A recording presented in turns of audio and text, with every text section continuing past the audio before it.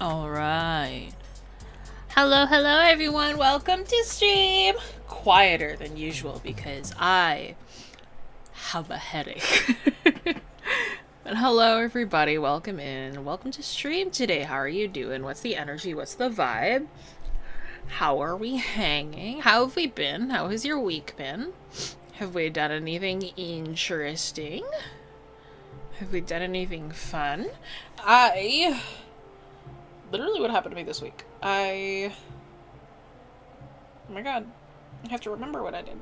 I mean, I tattooed somebody last week Friday, but I told I told y'all that on Saturday. But I'm like, what did I even do? My Saturday I worked. Sunday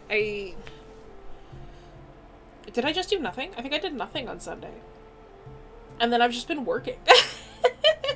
Like, I feel like I'm just working all the time. Is kind of just what the energy is.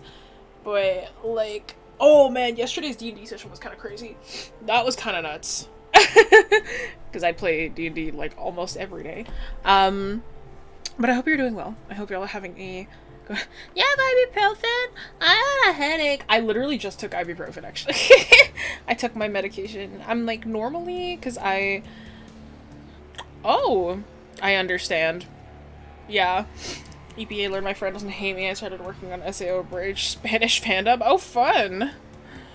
You know what? It's good to learn when people don't hate you. That's always really good. But yeah, no, what was I saying? I literally don't remember. Oh yeah, because I take pain meds every day, right? Because of my back. But like, I tend to, especially if I'm not going to be moving a lot, because I don't want to take pain meds all the time, and I don't necessarily have to, especially if, like, I have, like, a day where I'm very low movement or whatever, so I'm like, I only take them at night, but, like, if I need to take them during the morning, I will, so I just took my regular medication rotation, for now, because it's like my head feels full, I guess is, like, the best way I could put it. Like, it feels like there's, like, a pressure on my head, and you know what? This 27-degree weather does not fucking help. What is the... Hang on. Hey, Google. What's 27 Celsius to Fahrenheit?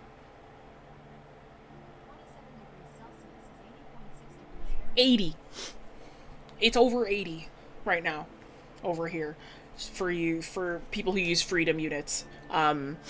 Which is disgusting, and I hate it. I hate the heat. I hate it. Free me from this temporary work schedule. I'm so sorry. Make sure you drink water and buy yourself a sweet treat. Made a deer sculpture the other day. I'd say it turned out well if I do so myself. Dude, I love deer. I really want a deer skull. Like, an actual one. It's literally my dream skull. Because I have, like... I got several other skulls, but I'm like, I really want a deer. Just because I really love antlers. I love the look of antlers. I would love to add a deer skull to my collection. That's how it's been here in South Carolina. I have no AC in my car. I'm literally so sorry. You're actually cooking. You're cooking in your car. Because that's like... all that a car is just like a greenhouse on wheels if there's no AC. I'm so sorry to you. 68 over here. 68 is nothing! 68, I think, is close to... that's in the 10s, isn't it? Hey, Google. What's 68 Fahrenheit to Celsius?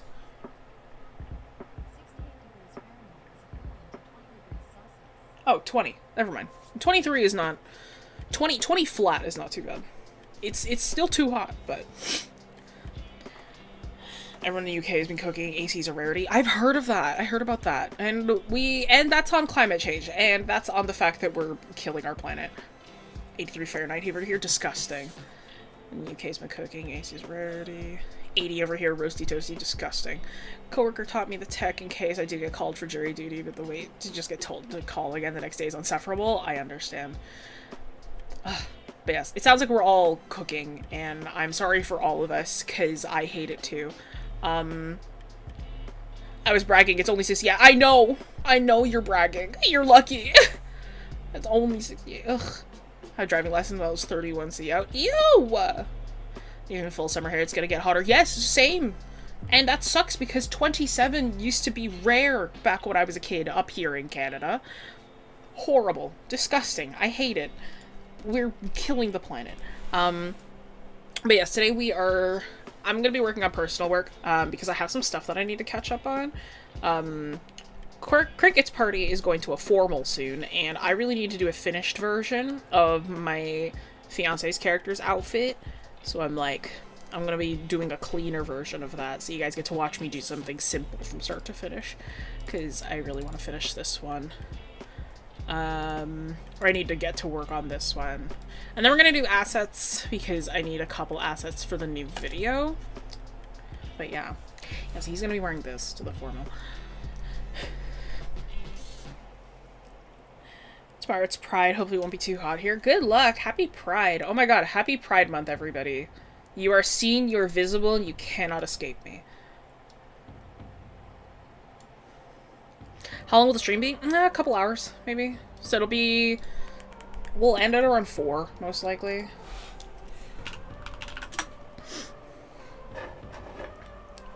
Formal Takan. Yeah, so Takan never wants to wear a shirt. Like, it's this thing.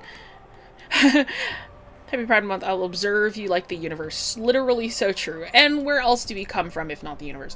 But yeah, Takan hates wearing shirts. He refuses to wear a shirt. So I was like, so as in character as Cricket was like, okay, it's like, what's this solution gonna be? So they decided like this kind of like sash, like this sort of sash-like outfit where it's not really like a shirt. It's just kind of like a big piece of cloth wrapped around the body is like the best way to work with it, you know? Cricket's is a full like black dress, but yes, observed and observed. I did a Pride illustration. I posted it in the Discord a little bit ago. Wait, like it was, hang on, because I do Pride illustrations every year, but this was the one that I did for this year, which I thought was cute. I did it a little last minute, but it's good enough. My babies. Who makes a straight D&D character? Somebody who's boring, bro. I'm kidding. You can do whatever the hell you want. And that also means making straight people, I guess. The sillies. Literally the sillies. I need to make this file smaller. I feel like I've been using, like, I was so used to using, like, 4,000 by 4,000 so much that it's, like, now I'm, like, I don't like working on stuff bigger than, like, 3,000 now.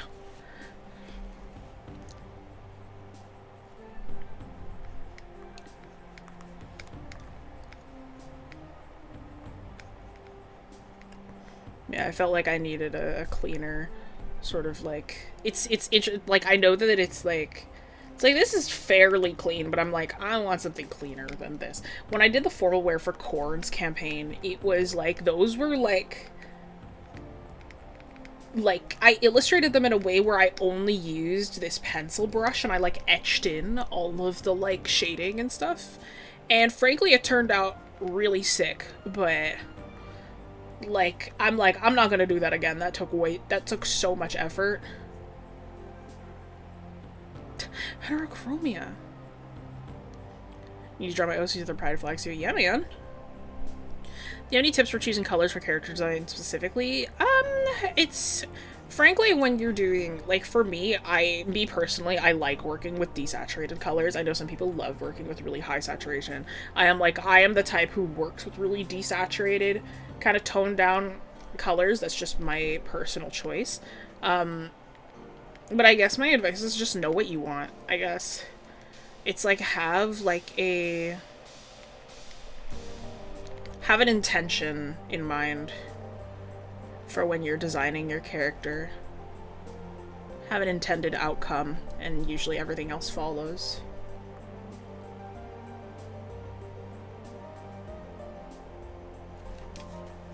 𝘰𝘪𝘮's party had formal wear? Yes. 𝘰𝘪𝘮's party went to a kind of like a ball heist thing, as Cricket's campaign is now doing. And, like, because we had to investigate this woman in 𝘰𝘪𝘮's campaign, Mithrim Dunstad. It turned out that she wanted to, like, be a lich, so she was, like, she had, like, killed her parents to try and do that, but it was, like, yeah, so everybody in 𝘰𝘪𝘮's campaign had like formal wear. Now, I'm like, I look back on it, and I am like, frankly, I probably would have done 𝘰𝘪𝘮's differently. I'm like, it's cute, but I'm like, I don't know, knowing 𝘰𝘪𝘮's character, I guess it's just him then versus now. I'm like, I probably would have done it differently. I could try and find it. Let me just do this really quickly, then save this file, because I haven't saved it yet.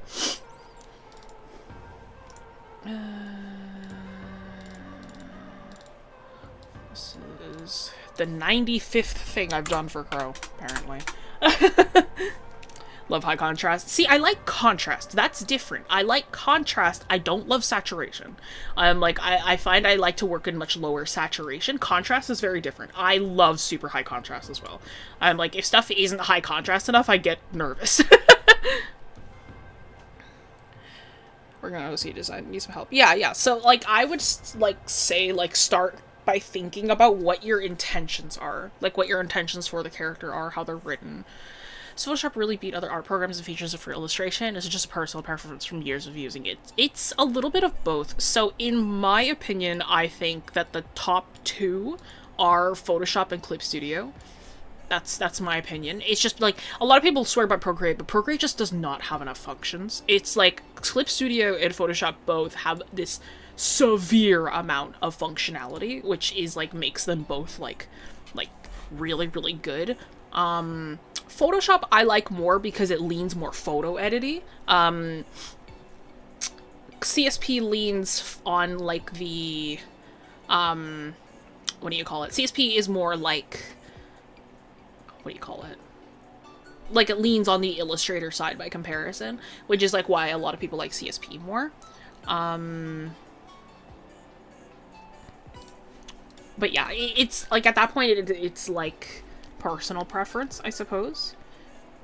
But I think of, like, from the ones that I have used, the two, like, titans of programs are CSP and Photoshop.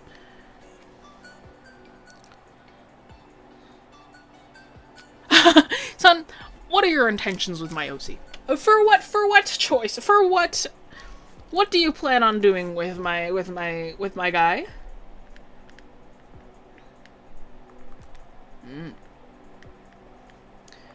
Me when people say that they want to draw my characters. What are your intentions? What are you planning to do with my character?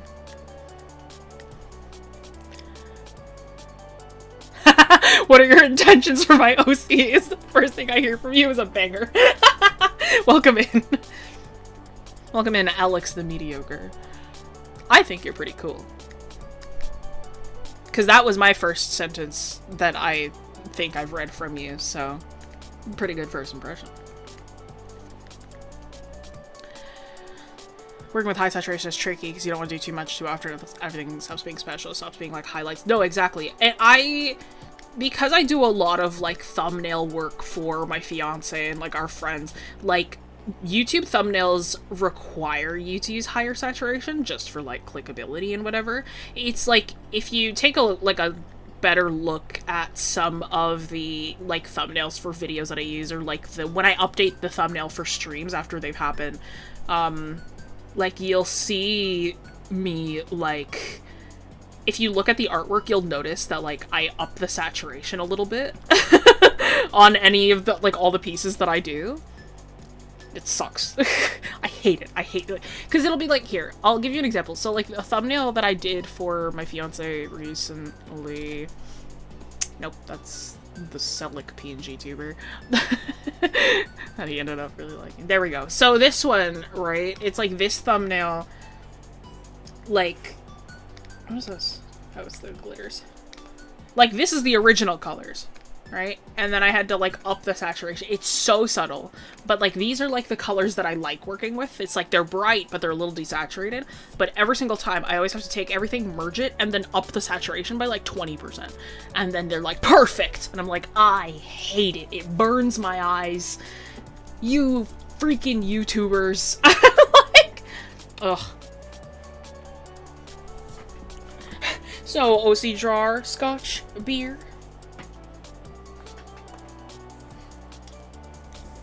Being a cool is a line, being bad hurts. I prefer mediocre. That's fair. Looking at a Mr. Beast thumbnail is like staring into the sun. I choose never to look at a Mr. Beast thumbnail, frankly. I choose to not perceive him. It's better for my mental health. Yeah. Shadow Sorcerer is going to be introducing her party to her family, consisting of an apothecary mom, retired guard father, and 2 older guard brothers. Wonder how they'll embarrass me. Tikan recently met Sunny. Recently met Cricket's mother. So that was fun. He got Sunny to promise him that, like, if he ever intentionally hurt Cricket, that they need to, like, rip him asunder. Which I'm like, okay, perhaps don't make promises to my archfiend mother. I feel like that's not a good choice, but you know, man, I appreciate the sentiment. YouTuber, damn you YouTubers, no, truly, right? No, CSP doesn't have some features that Photoshop does. The alignment helps when trying to make ref sheets, for example. I get envious of. Yes, so like, yeah, like Photoshop has minor things that like CSP doesn't have. And again, it's very photo editing, and that's why like Photoshop has like, you can see it, like these pink lines that pop up. This is snapping. CSP doesn't have this snapping.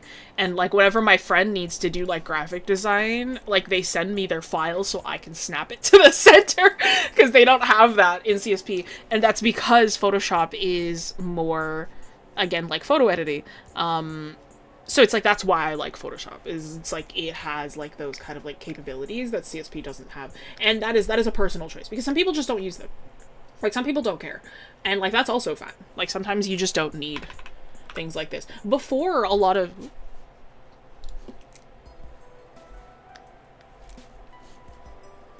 preview checkboxes. What do you mean? Huh?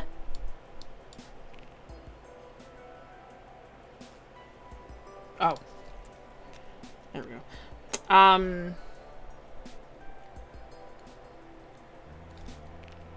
There we go. What was I saying? I literally don't remember. Oh yeah, Photoshop is very photo editing. For a while, people stuck with Photoshop for a really long time because CSP didn't have liquify for a really long time. So people were like, I cannot switch from Photoshop. There's liquify, and I love the Photoshop brushes, but then CSP like made Photoshop brushes compatible with the program, and then they also came and brought in liquify, and people were like, I'm out. Which is completely fair.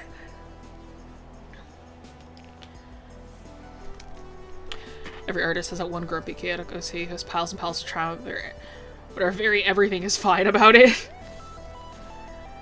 One grumpy chaotic OC. I mean, for me, like the second half is Corn. Piles and piles of trauma, but are very everything is fine about it. That's Corn. He's not grumpy though. Corn is very happy and like very silly as a character. I don't think I have in terms of my D&D characters, nobody's really like grumpy. Neptune is like quiet. She's very monotone, but she's not grumpy. What are some tips and advice for making thumbnails actually, like composition and stuff? It is, you're always going to use rule of thirds. Like you will never not use rule of thirds, and you have to make sure everything's big. Like if you are making a thumbnail, like you know my normal line quality, like this, right? It's like this is not good for a thumbnail because you zoom out and a lot of things get lost. So when you are using a thumbnail, when you're creating a thumbnail, everything has to be like 30 to 40% bigger. Like you're going to use a lot of outlines. You're going to use a lot of drop shadows. You're going to use a lot of outer strokes and drop shadows. This is also why Photoshop is nice, because it's like this kind of like outlining, and then sometimes there's a drop shadow too. If I look at my own thumbnails, like this is for Crow, but like if I look at my own, like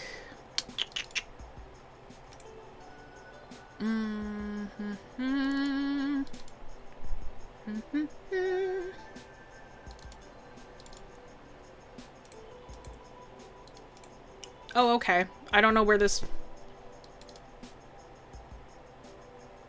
Help me? Is it in... Oh, is it in here? Yes, it is. Yeah, there it is. So it's like this, right? It's like having an outer glow. Like, outer glows are not available in CSP. So it's like you're gonna want a lot of these, like outer glows, and then like drop shadows as well. You're gonna want a lot of these. Sometimes you can have a stroke if you want, like an outer thing, but it's like those kind of like extra effects. Again, very photo editing, so you have a lot more filters and a lot more like functionality in terms of that, and a lot more color grading tools. Hello, Pulse Effects. Pulse, reply to my DM.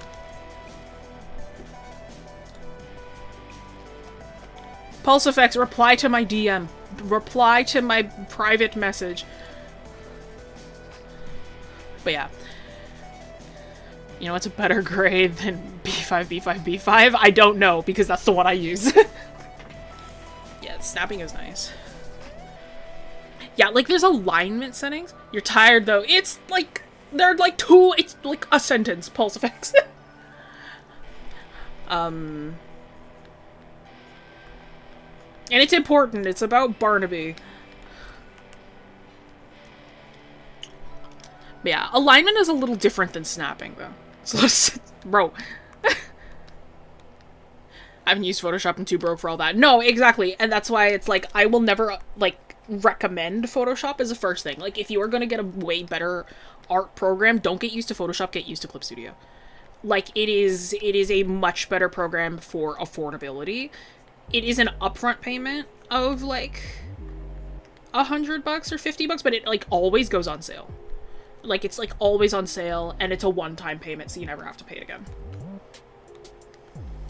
CSP yearly subscription on spring sale for, like, $60. Oh, you use... Oh, you subscribe... Oh, is it 60? Okay. It's... Oh, it's changed from when I got it. Oh, so you have, like, an iPad then, so you have to pay that kind of subscription. Okay. EX is 100... okay. Okay.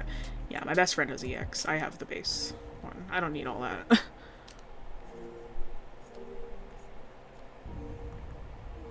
Yeah, 60's one time for Windows, yeah. Yeah, but like on their like iPad versions, like it's like a subscription. But also, honestly, I'm like, oh yeah, Photoshop and Clip are like the best programs ever. They both suck ass on an iPad. Like, it is brutal what they do to those two programs on an iPad, because it's like the surface area is so much smaller and they're so difficult to navigate. They're so rough. Like, I love both of these programs. I think they're great. Damn, they suck on an iPad. So I'm like, if you're working on an iPad, I'm like, just use Procreate. Like, I don't love Procreate, but it is like, if you're just on like a device like that, like don't be doing that.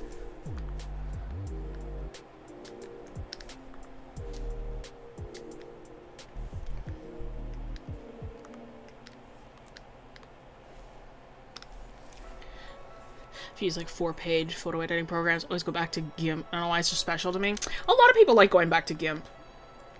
I literally grew up on Photoshop, so like I am very biased. Seems we added a simple mode where it's basically just Procreate. Oh, that's nice. I didn't know that. That's good.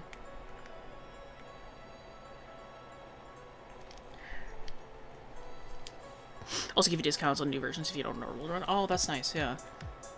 CSP on sale at like $20 back when I worked for a call center. So I have the same laptop and the same CSP, that rules.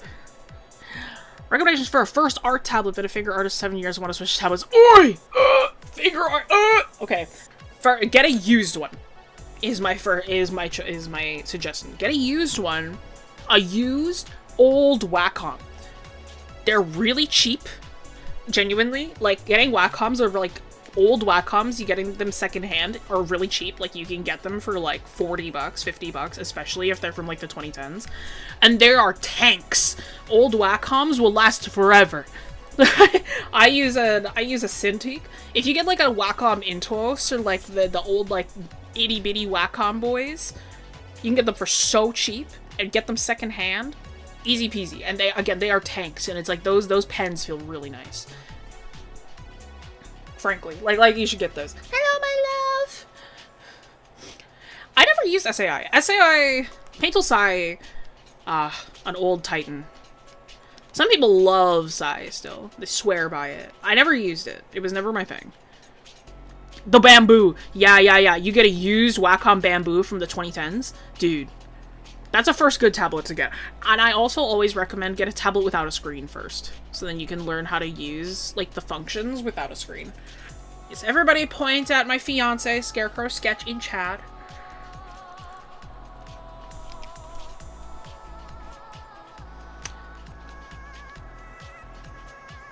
Yeah, the Bamboo. Old reliable. That's the Honda of tablets, bro.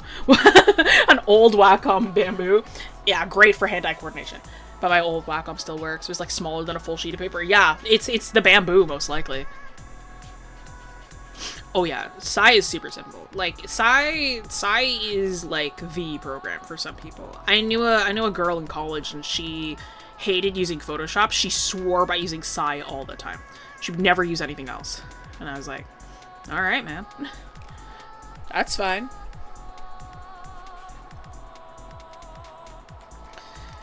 The bamboo, I never had a bamboo. My first tablet, I have no clue what my first tablet was. My first tablet was given to me by my father. And he, like, what was it? Like, he gave me his old one from, like, the 90s or, like, the 80s. And that thing, like, the driver was on a CD and it didn't have pen pressure. And it, like, that was my first ever tablet. And I worked on it on a laptop that couldn't hold a charge anymore. That charging port was also broken. So I had to keep it in the corner of my room and not move it, or else the cord would jiggle too much and my laptop would not be able to charge anymore. It was rough. And then my second ever tablet was the Intuos Pro. And I used Intuos Pro, my dad got for like 70 bucks. I'm sorry, I can't stand Fire Alpaca. It's too simple. Fire Alpaca and Medibang both. Like, if you have never done digital work before, they're great introduction programs. Use them for like a month and then switch. like get something stronger. Cause I'm like, I cannot stand how simple that program is. Again, I grew up on Photoshop, so I'm like, my need for programs, like, it has to be something more complicated, or else I'm like, there's not enough here.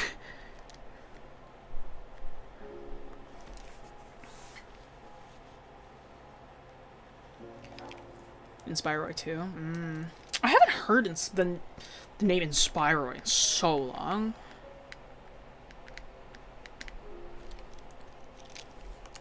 I just bought my little cousin his first art tablet because he's been drawing on a mouse for so long, and I'm like, I need you to draw on something with an actual pen. I'm like, I cannot stand to watch you do this to yourself as you're like struggling like crazy to not only draw with a pen, but draw on like Google Slides. Like, I am like, let's get you a program, let's get you a tablet. So next time I see him, he's young, he's like a young kid, so I bought him the XP Pen Deco Mini. It's like a good starter tablet, so I'm like, taught him about Magma as well. It's an accessible program that's like on the internet, so then you also don't have to worry about downloading programs and stuff, and it works with a Chromebook. So I'm like, you know what I mean? I'm like, I need to, let's get my cousin on some of this, you know?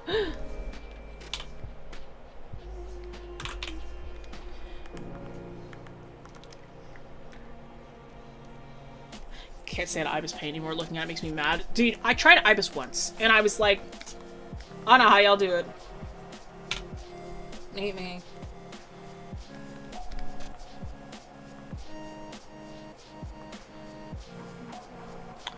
So this is aligned better, but this is not quite right. Let's fix this. Sometimes I exaggerate too much, and I'm like, I gotta reel this back. Whoops. I'm like, I gotta reel this back a little bit. There we go. That feels a little better.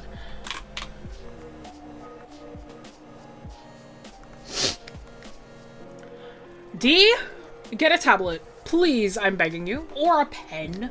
Get a tablet pen. Of some kind. Please.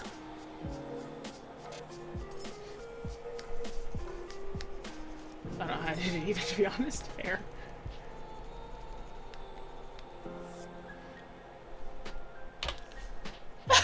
Why wouldn't you want to watch an ad every time you switch pens?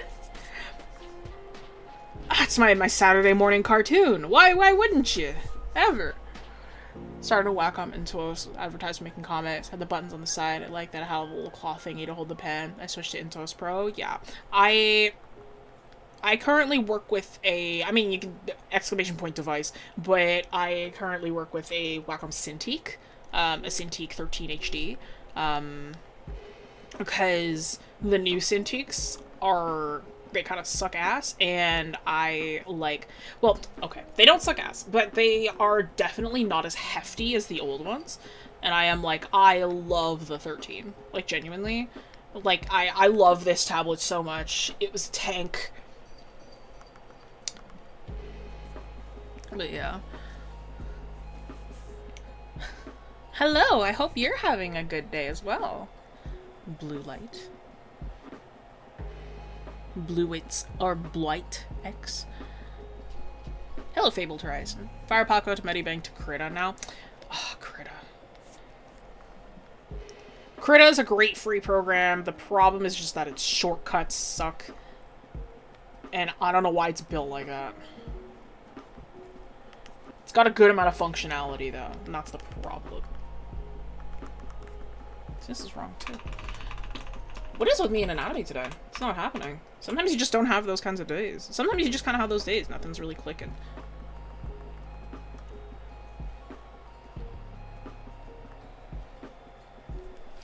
Frankly, his upper arm should be smaller as well.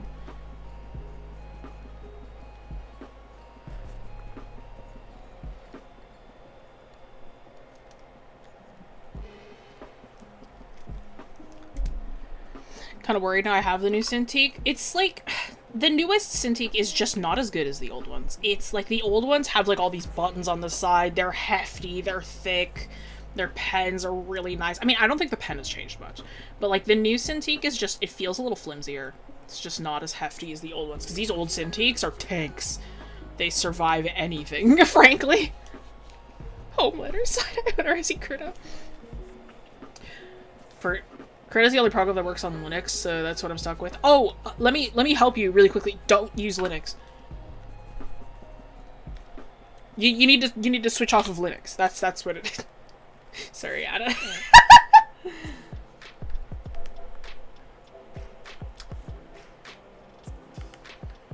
I don't know anything about Linux. Every time that I hear about Linux, it's just it's just a lot of. Think bad art days a sign of art block or burnout, like in general? No. Bad art days, think about it this way, alright? When you are an artist, your machine is your body. Sometimes you just have, it's like having a bad day and a good day. Your body will just be different day to day. So like singing, drawing, that kind of thing, your body just might not be cooperating that day, and that's just how it goes. Like, I'm not art blocked. I'm burnt out for sure, but I'm not art blocked. For me, it's the fact that I'm like going a lot slower than I used to is what my burnout is.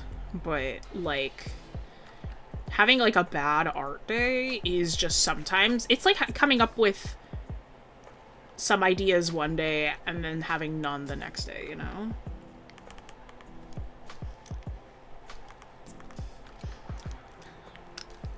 What are we talking about? We're talking about if having a bad art day is a sign of burnout, which not necessarily. Like, it can be for sure, but like, not really. Sometimes you just have bad art days. Welcome in, Silvertail. Don't need Windows 11 spying on my ass and serving me a goddamn ads in the start menu. I'm still on Windows 10. You think I upgraded? You're hilarious. I refuse the upgrade every single time. They're like, you wanna come and like upgrade your Windows? No. No. My Windows will remain the same, actually.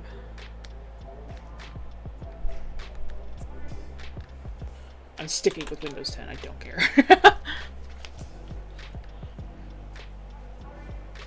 Accidentally deleted half my operating system once. Average Linux user experience, I see. So much worse. The amount of time it takes to open a folder is abysmal. Ugh. Still can't believe it upgraded without my consent. I'm so sorry. So I only had 2 art burnouts, but I have multiple D&D DM burnouts. Well, I mean, that's just a different kind of creative burnout, right? It's still a creative burnout regardless. Okay. Oops.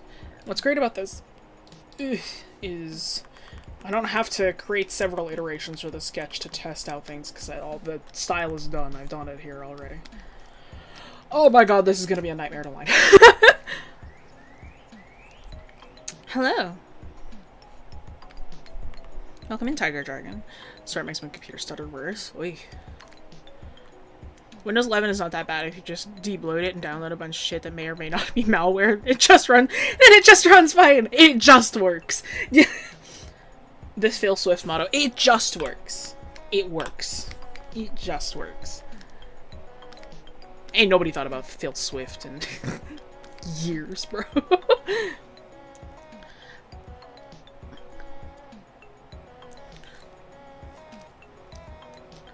Just manifested itself on my PC like a creepypasta. You got... Hey, bro, you got Herobrine on your phone? You got Ben Drowned on your PC? It's a feature. One thing that wasn't a pain to set up for me on Linux was my printer. It literally just worked right out the box. I need a printer. I want a new printer. I feel bad either going to Staples or asking my best friend to print me stuff. I'm like, can you please print? Or asking my mother. I'm like, I text my mother at work. Can you print this out for me, pretty please? Like, I feel like I'm 12 asking my mom to print me like my essay for like grade school. Like I wrote an essay on like wildlife in Canada, and I'm like, I need this printed for my presentation tomorrow, please. You know what I mean?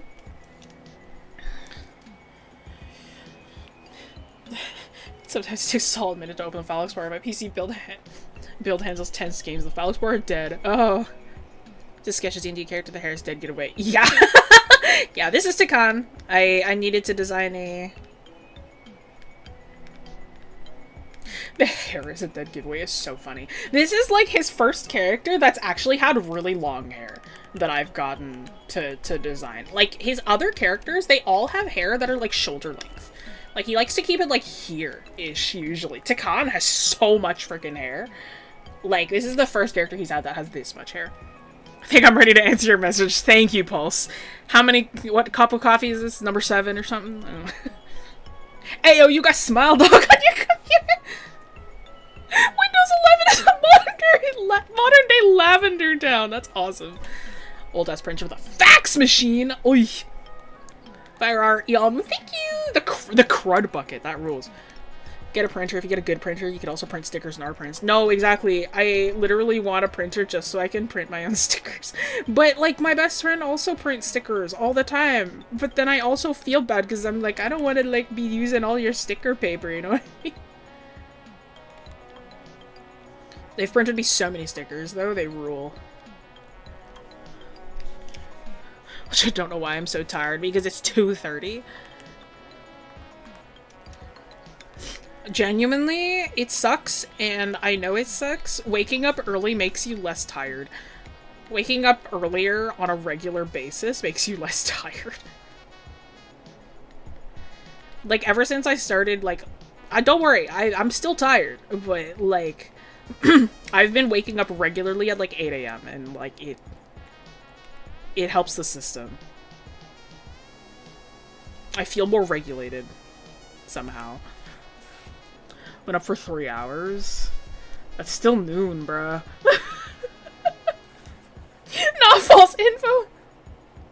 Solution, buy a stack of paper and bring it with you, lol. I love the small grass blade-like detail in his head. I forget what the term is. It's fun to include in characters in gen. Yeah, these are called, ahoge. Ahoge. The joke with Japanese media is that an ahoge is a sign of, like, the character being stupid. So he's got 2. Maybe also the Linux Mint. It's really not too bad to cut over to. You have a lot of troubleshooting to do in initial setup, and after that it runs pretty well. You overestimate how good I am with computers. Now, you must understand, I didn't know how to download update drivers for my Wi-Fi card. I need you to understand. I need you to understand that, okay? For Windows is so plug and play. I'm like, I'm good. You know what I mean? I don't be supporting Windows and stuff like that, but like this is the most friendly operating system I have, okay? That's what fiancés are for. He's just as good at computers as me! Neither of us are good at computers! The person who's good at computers is my brother, and he way prefers hardware over software. So, like, if I asked him, hey, could you set up Linux for me? I think he would, like, cuss me out. Like, He's double stupid, true. The best way to sleep is with a ruler under your pillow so you can measure how long you've slept. He has 2 ahoge, and 2 negatives mean the positives. That's about how he's really smart. No. He does his best. Tikan the sweet boy, he does his best. He means so well. He is, in fact, a dog of a person. Tikan is if a German Shepherd became a human. Well, I mean, he's a Goliath, but you know what I mean. Some anatomical issues here. Let's fix that. The only way that I can do this is with this image filter. Liquify.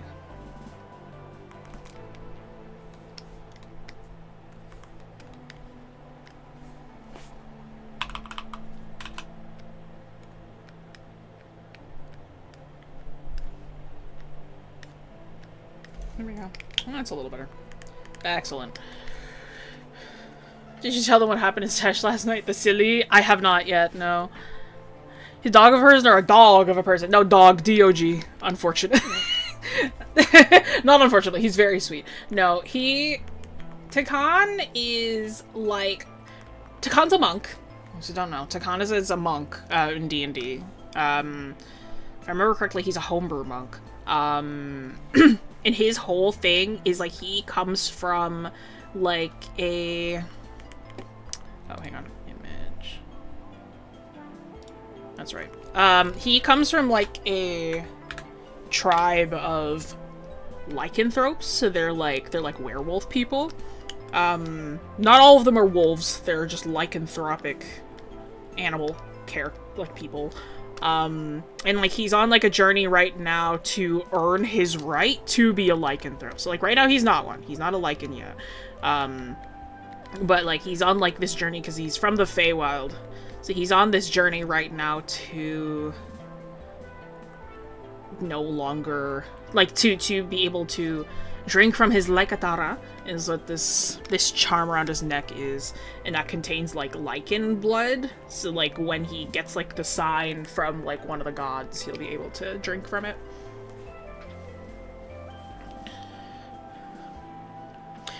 It's addition ahoge, not multiplication ahoge, unfortunately. Anatomical issues? No, that's just my style. Never. I would literally never say that. I think, if I say that, that's not me. Have a good one with Lego Jurassic. Fighter Monk. Yeah, it's Fighter Monk. He's getting that dog out of him. One day he will have that dog in him. True. Correct. Yeah, Crow is talking about... So the session that we played last night was for a different campaign. That was the Pokemon campaign. And that one, we had to fight a bunch of the evil team members because they were trying to, like, abduct us and chloroform us. So they were, like, rage baiting us like crazy. And unfortunately, this party has 2 characters and 2 players who are also the same players who are very easily rage baited. So we stopped aiming for the Pokemon and started aiming for the trainers.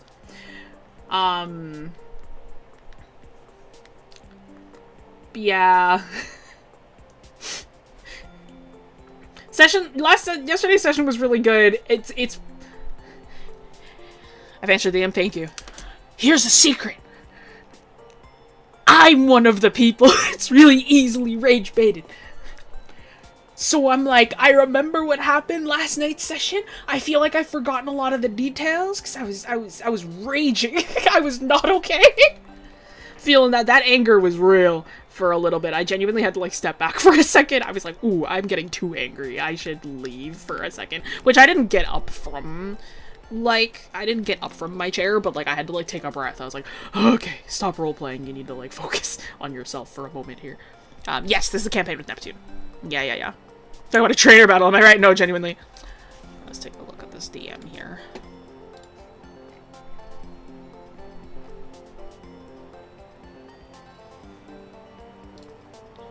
Pulses are crazy. Hell yeah.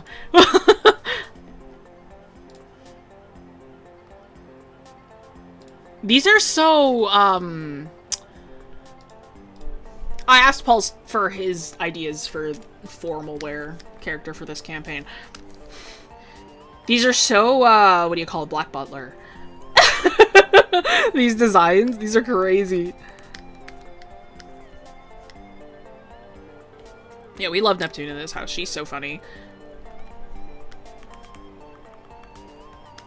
You notice how all the Pokemon villain teams companies have space-themed names? Not this one! Crow's... Oh, well, I guess in canon. Well...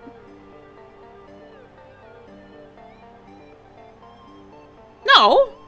Plasma! Plasma's not space-themed! I guess Flare is space-themed, if we're thinking about, like, solar flare. Flare, Plasma, Galactic, obviously. Rocket, I guess so. I guess Plasma's and... I guess so. Plasmas and stars. Aqua and Magma? I don't know about Aqua and Magma. I feel like Aqua is not space. Aqua and Magma, I don't think so. I mean, maybe Magma, but that's more like Earth, Water. Yeah, I don't know. You're right. Plasma, I guess so. Yeah, Aqua, Magma, no. Rocket, yeah, definitely. Fire in general is Plasma. Yeah, Magma is not fire. Magma is not fire, though. Yeah, Aqua and Magma are definitely not. Okay, you're thinking so video game with terraforming. Terraforming is not a space thing. That's not. Flare was like supermodel Flare, right? No, like it's meant to be like fire, like fashion Flare. It's like, yeah, Magma is rock. Yeah, Aqua and... Team Skull. Yeah, wait, Skull.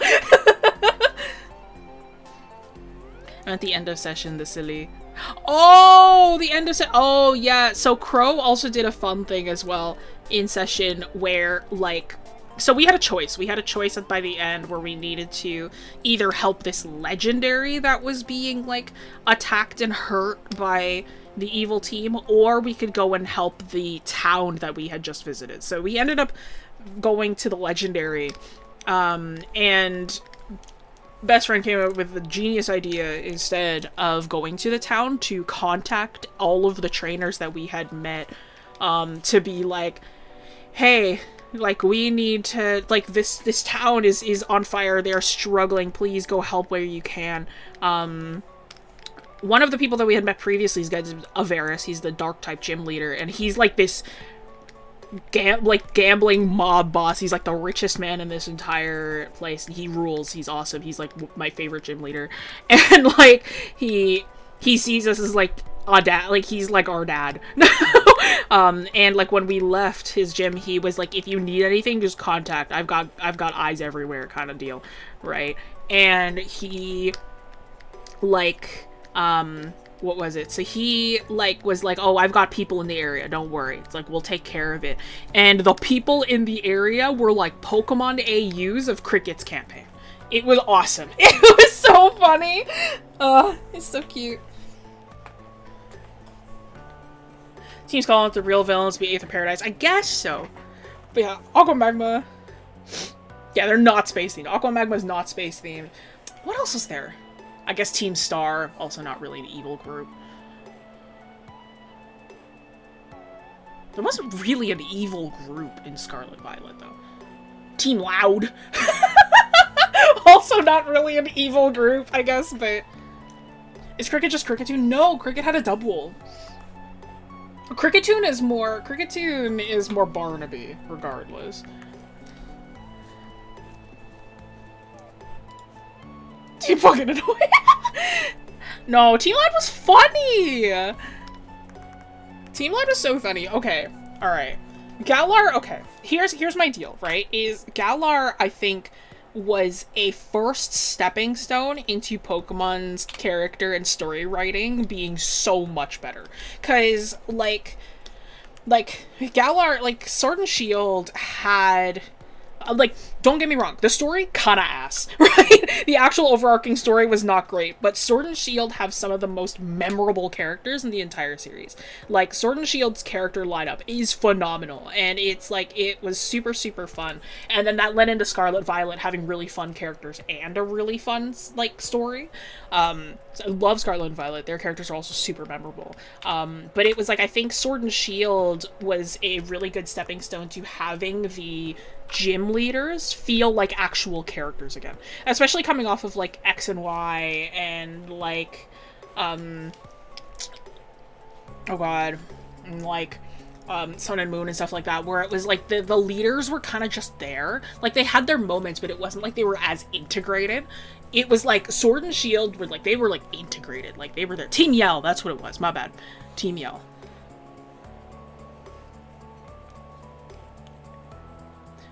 Oh, I meant their name? No. Oh, no. They were trainers. So, like, they showed up and they were trainers. They weren't, like... Wait, you're literally... Hang on, I processed for a second. You're literally right. That's so funny. Had to process for a second there. Don't mind me. Yeah, the Sword and Shield character is really good. Galar, more like Galar. Happy Pride, everybody! Happy Pride. Happy Pride. You are seen. You are valid. You are loved. And you are not able to escape me.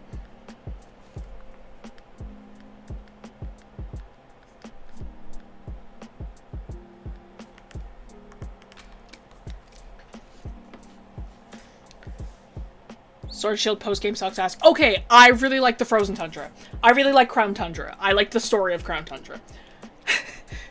I really like Peony.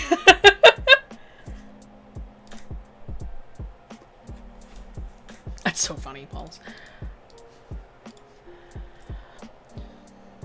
Gotta admit, Gen 5's gym leaders kind of didn't do shit. They had, like, one aura farming moment at the end, but yeah, you're right. It was like they spoke to each other every once in a while, but it was like they weren't really integrated. And I feel like that was what it was with, like, all Pokemon games before Sword and Shield. It was like they didn't really, like, the gym leaders were like these revered, kind of like really strong characters, but it was like they never really felt like they were part of the story. It was just sort of like they were there.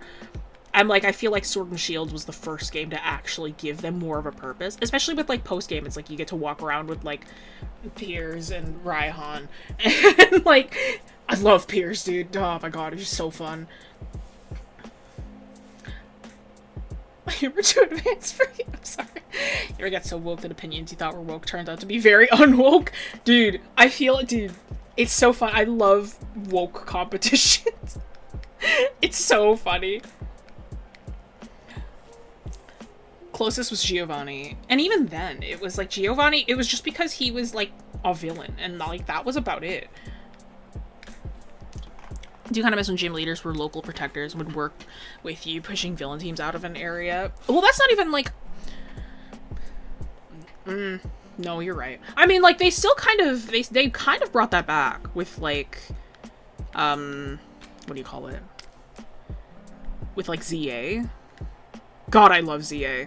It was another one of those ones where it was like, I needed to think about recency bias. I'm like, okay, do I like ZA more or did I like Scarlet more? Which, by the end, or Violet. I was like, Scarlet or Violet. I played Violet. But it was like, I was like, okay, no, I think I like Scarlet Violet's story more, but ZA still had an amazing story, amazing lineup of characters. So memorable, so fun. Because, like, Pokemon's character design, physically, has always been top tier. They've always had amazing character designs, amazing representation, such fun shape language, using different body types, using different kinds of characters, different faces. Incredible. They've always had beautiful, beautiful character designs. And they've always been so, like, character and creature, like, obviously Pokemon themselves. It's like, you can say so much about different kinds of Pokemon. Not a single Pokemon has an unintelligent design. There are certain ones where it's like, you might just not like them. Like, they might just kind of be an ugly Pokemon in your opinion, but it's like, no Pokemon has an unintelligent design. Like, it is like, every Pokemon is so intelligently created, from so many different aspects. It is just, they do a really, really good job. But it's the same thing with their, like, characters. Like, the characters are so multi-layered. So well created.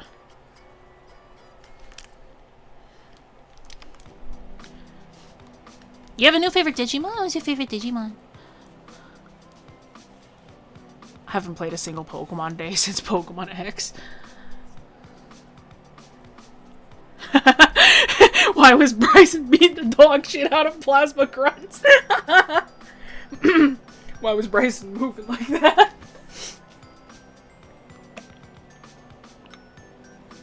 For my birthday, should I ask for Animal Crossing Switch version or Tomodachi Life Living the Dream? Ooh, that's tough. To feed your artist, I say Tomodachi Life, because you can draw your characters.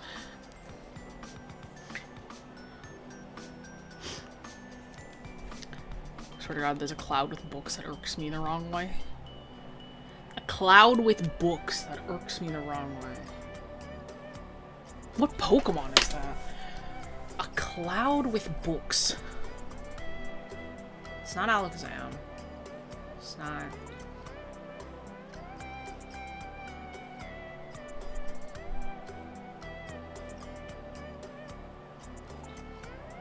What motherfucker got books? D, give me a hint. I counter with Spidops existence. No, Spidops, I also dislike Spidops. It's one of the only few bug types I don't like. Spidops is actually a very intelligent design. He and Tarantula, both of them are very, very smart.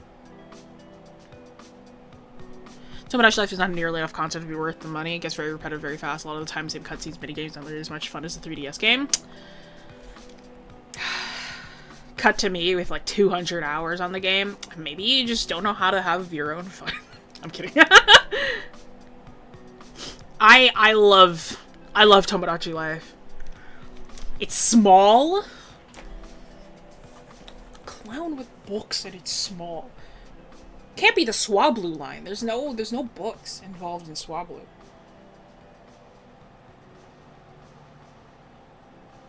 Not Alcrevey. Can't be Whimsicott.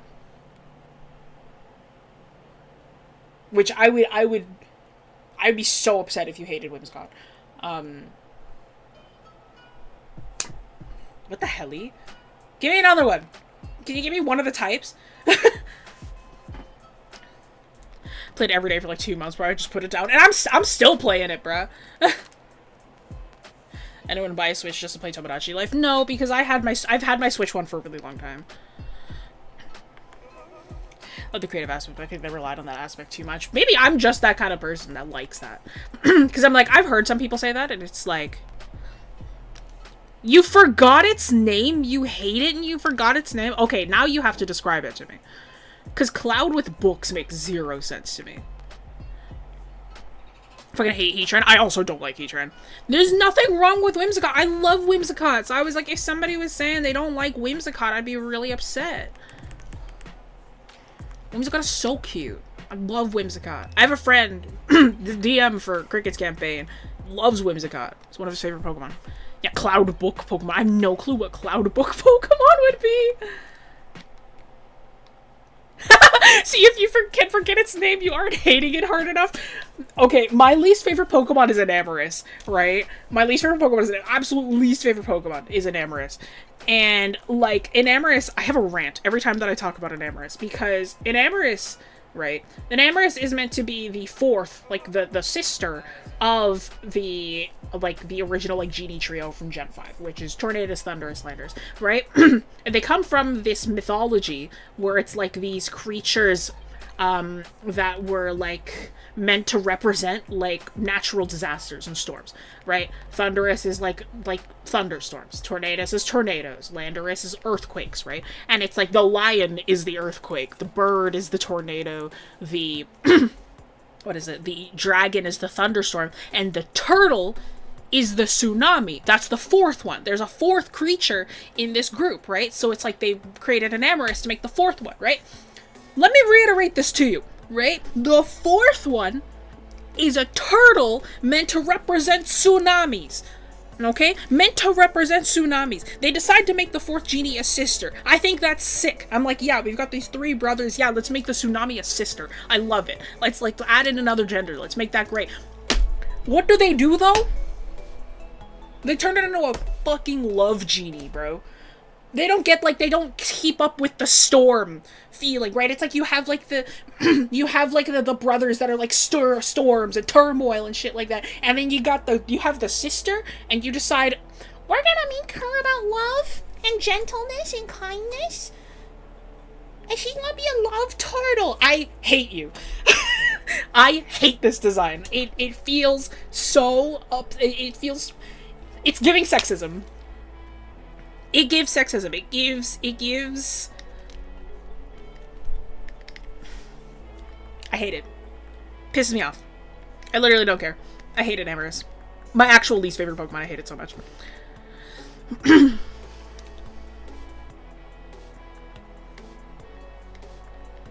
Ugh. Enamorous. For those who don't know, if you want to look it up, ENAMORUS. Enamorous. Ugly too, by the way. It's an ugly ass design.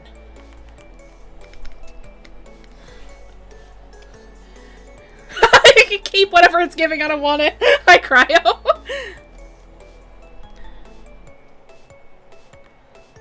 Probably try to look for cloud book Pokemon at any search with the word book and it will result in 5 billion Amazon listings. You're right. The design is ass. I'm like, it's like, they kept the turtle, right? They kept the turtle, here's the thing, right? There is no unintelligent Pokemon design, right? So it's like the roots of the design of Enamorous are there. I just don't like the roots. And I also don't like the result. I accidentally killed Thundurus because I didn't realize every time I saw him his health stayed the same as the last encounter. I didn't know that it did that. I caught Thundurus when I first met him. I was like, oh, I want that bird! Enamorous would fit better to Yokai Watch and the Disaster Trio. I agree with that so hard, actually. Wait, that's actually such a... You're right. That's the correct take. That's crazy. I never even thought about that. Yeah. You're 1000% right. Fits so much better with Yokai Watch, actually. Therian form isn't that bad with the snake being the shell, but Incarnate is a bad design. Yeah, I'm like the Therian form. Frankly, I think the Therian forms are way better than the base ones for all of them. I like the Therian forms a lot. It's just the, like, why'd they make her love themed, bro? It's so ugly, bro. Seiryu, Suzaku, Byaku, and Genbu. China and Korea have their own versions of the ones I know. Ah, okay, yeah. It's an okay tree. I just don't like the leaves, the branches, the bark, the roots. He wasn't a bird for me. He was a genie. I didn't know he turned into a bird until after I killed him. Yeah, well, no, that's that. Their base forms are like genies. That is what they are. They're genies. Is what the idea is. But yeah, that's my Enamorous rant. If you didn't know how much I dislike Enamorous, now you do.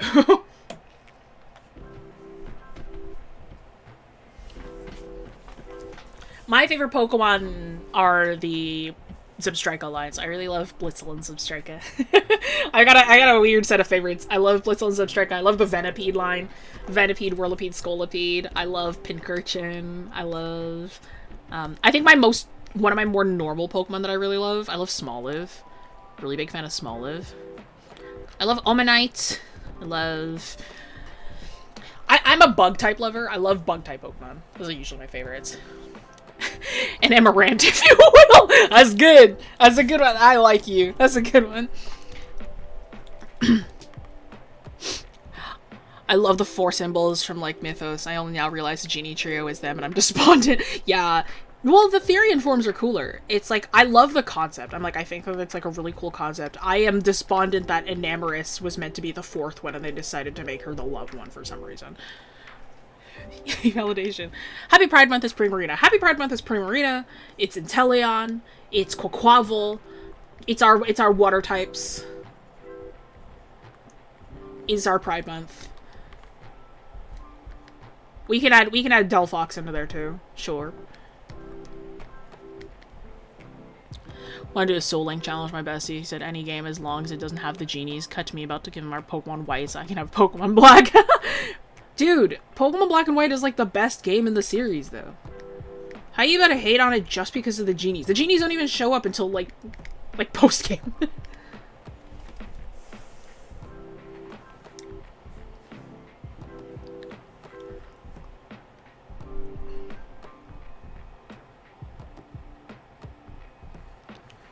I've never done a Soul Link before. I only know what those are because of my fiance, who has done a few of them.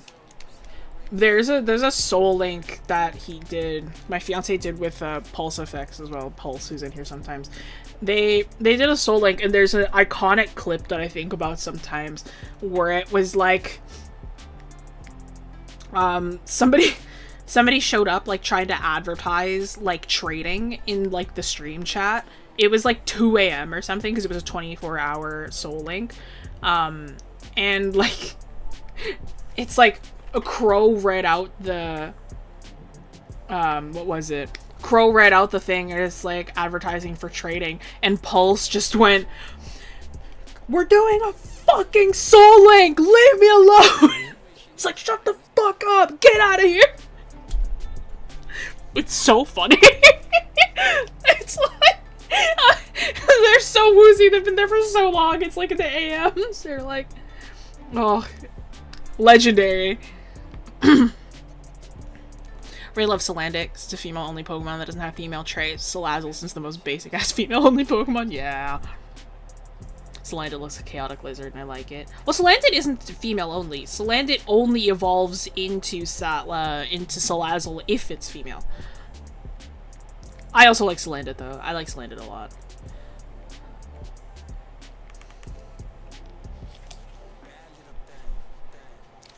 Mid Thunder is right before the Healy 4.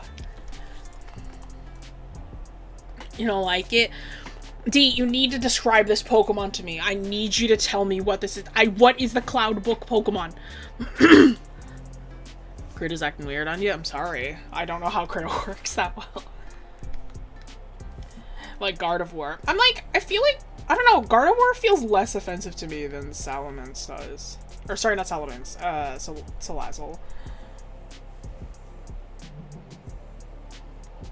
The genies are just mythical beasts too. I mean, they've got several kind of trio Pokemon like that though. And several? I'm literally trying to think of. Yeah, because they've got the birds. They've got the like dog/lions. They've got the genies. They've got the sprites, like the lake spirits. Right? They've got several different trios. You know, Cast Form. The book Cloud? What does Castform have to do with books? Also, how dare you? Castform is so cute. Sandslash is a good choice. Yeah, every gen has them kind of roaming trio. Pink. The roaming aspects? Well, there's a lot of different, like, again, like the birds, I mean, I guess the lake trio is stationary.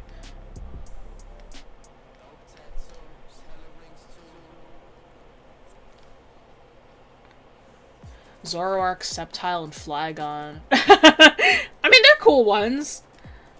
I love Zoroark. I love Hisuian Zoroark. Rock.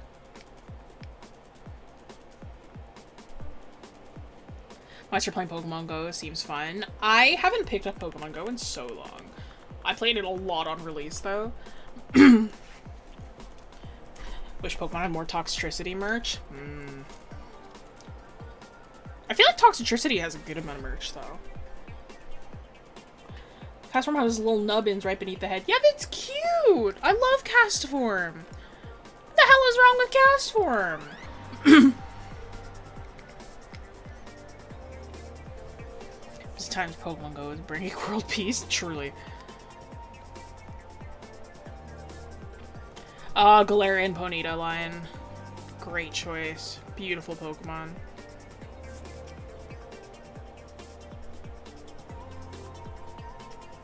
Except for my other two favorites, Gengar and Greninja. Okay, well you're comparing them to Gengar and Greninja. Like, but Toxtricity has a good amount of merch. Go on the Pokemon Center, I'm sure you can find it, because I feel like I see a lot of Toxtricity. Reshiram, Charizard, and Chandelure.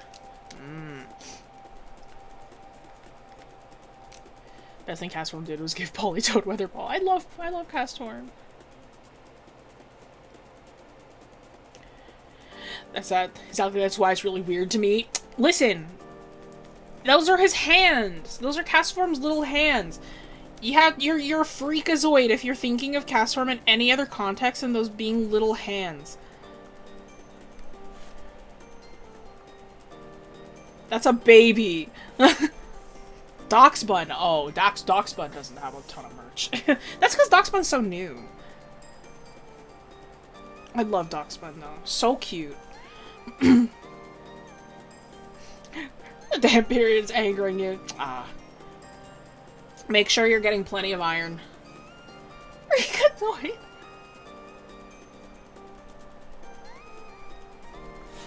Drink water, get plenty of iron.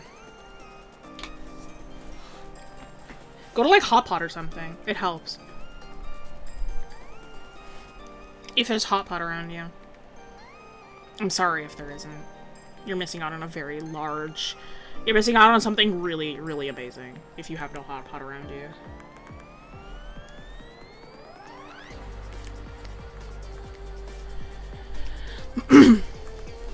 Go take a shower. The Three Musketeers trio and their gay son. Keldeo is my favorite mythical. I love Keldeo so much.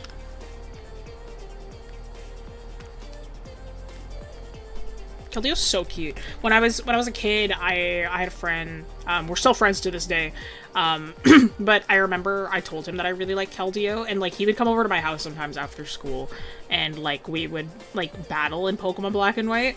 And like if I won, he was like, if you win, I'll give you my Keldeo. And I was like, okay. And I lost, but he still gave it to me.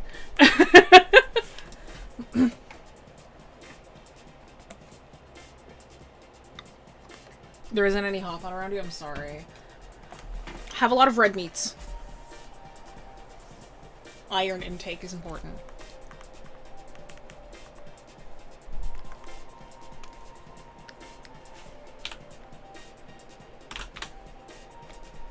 There we go. That feels better. I was like, something feels off. But it's facial proportioning, because his eyes shouldn't be that close together.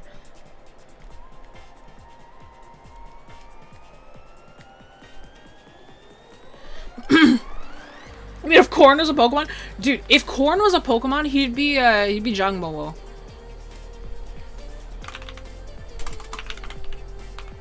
Or no, well, yes, he'd be 𝘥𝘪𝘴𝘰, and then when he becomes an adult, he'd be 𝘰𝘭𝘁. Literally the fighting dragon type Pokemon. 𝘥𝘪𝘴𝘁, for those who don't know, be looking like that. And then 𝘰𝘭𝘁 as the full evolution is like this. Like that's, this literally, okay, wait.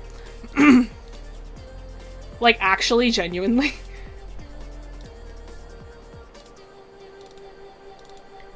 Hold the phone. Like, hang on.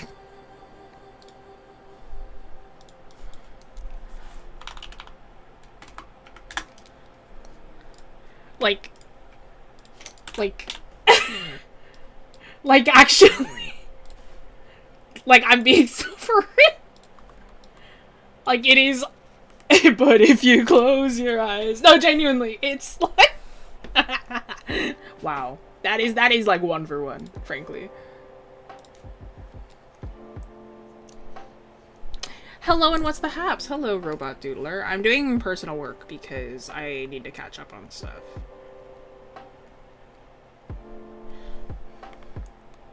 Bengal and Dragon, yeah.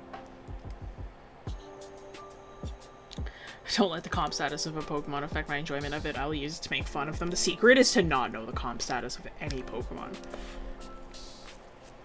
It's like when people tell me, it's like, oh, Kirby is not that great to use in Smash Bros. La la la, I don't care, that's my baby. That's my son. It's the same picture, I don't get it.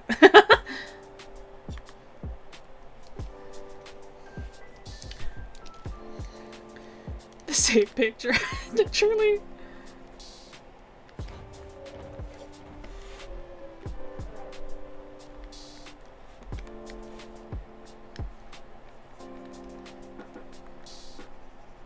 When I do these, like, rough illustrations, I tend to not shade them at all to, like, keep the local values pure. Just makes it easier for later referencing. As a DDD main, I approve this message. Oh, yeah!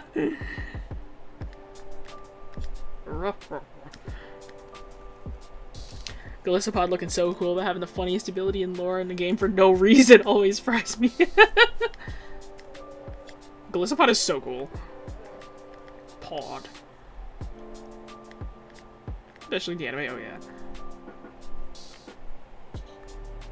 Oh, the Dragon Horde of Kirby's that I have in my room, true. You mean the council? They're called the council. That's my council.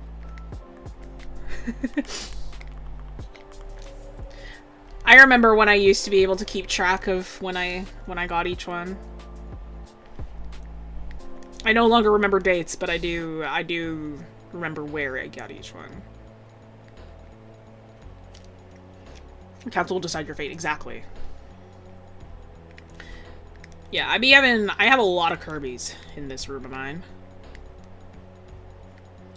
I'm very normal about my son. I have, like, my controller that I use to play on my PC is a Kirby controller.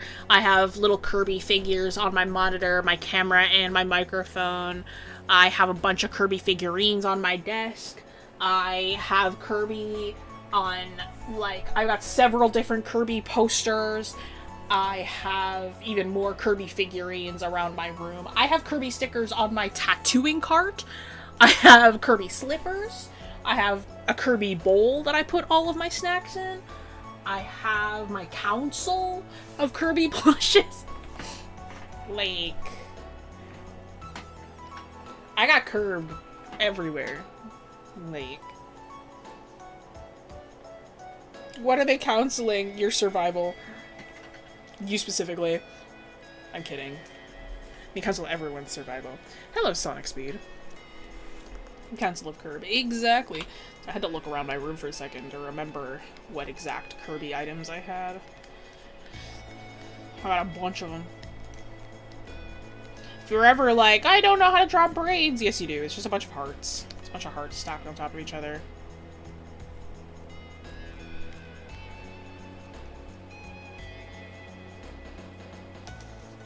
Can you say that they curb your enthusiasm?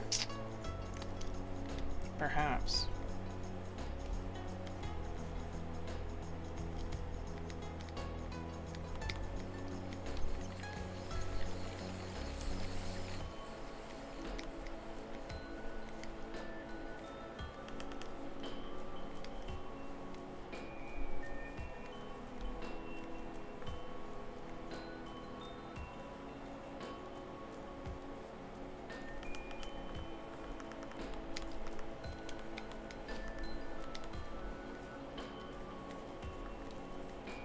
Sorry, don't mind me. Ugh.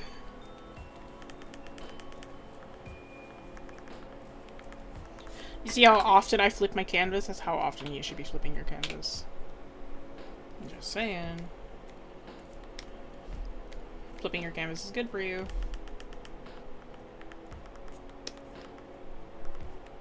Braids can also be a bunch of triangles on top of each other. True! Depends on what you're going for. I like hearts because then it helps with like the weaving property of them. Because like triangles don't quite do that as well. I don't wanna though. Too bad!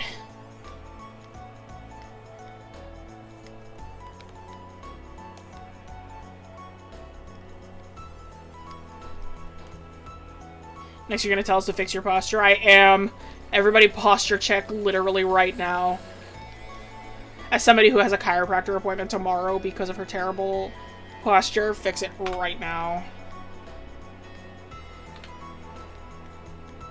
To which I will be scheduling the on-cam stream soon. I need to confirm a couple of dates, and then I will probably have it next week, perchance. The on-camera stream is going to be a critique stream.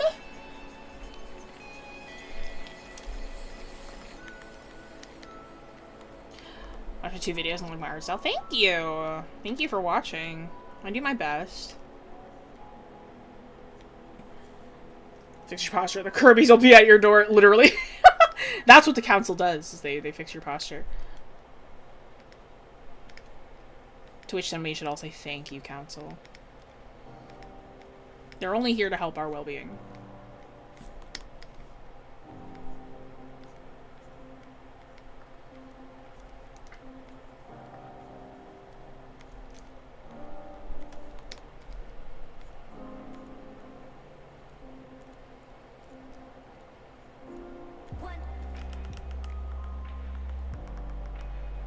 Council's done you dirty in that case, Jesse.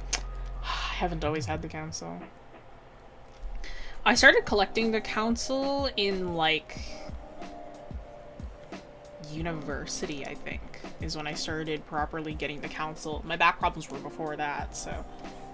Do I have a favorite Kirby copy ability? Yes, I love Wing Kirby. I am, like, when I was a kid, I always liked Wing Kirby because it was just faster than the normal, like, floating ability. So I'm like, I liked moving around faster. In terms of, like, actual, like, combat, I guess, my favorite Kirby copy ability is Morpho Knight. It's a new one, but I'm like, I loved using Morpho Knight. It was just so satisfying. I know it's like newer and it's like technically the best one, and I don't care. Morpho Knight is so fun.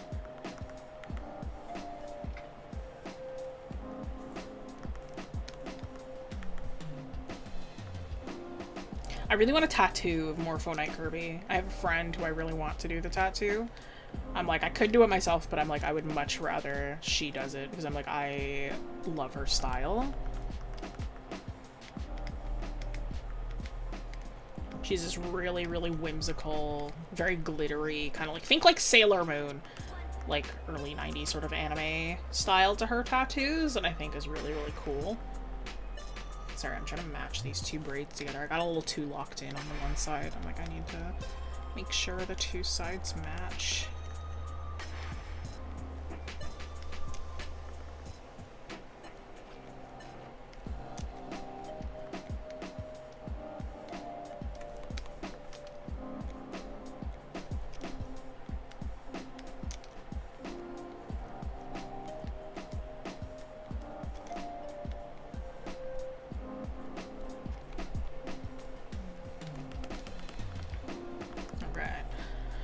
Wing and Morpho, both awesome. Yeah, man. Thank you, Council. Dude, I feel like I don't really have any Kirby copy abilities that I don't like. I just think that it's such a fun concept.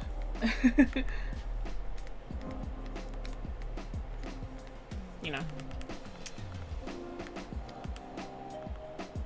It is, like, to give you a perspective on how much I love Kirby, it's like a game that I can play where it's like people will show, like, episodes of Kirby right back at you, and I'll be like, oh, that's the episode when, and I'll just be able to list it. I kind of want to rewatch the entire show again. Just for, like, my own sake. My least favorite is water, not because of the moveset, but because they didn't use the design from the anime. That's fair. I can agree with that too.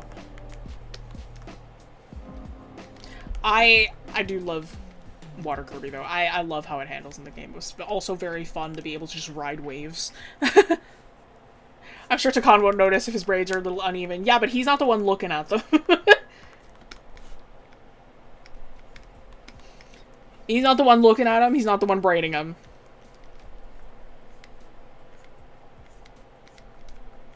While I illustrate him or in campaign. Cricket has to help him get ready.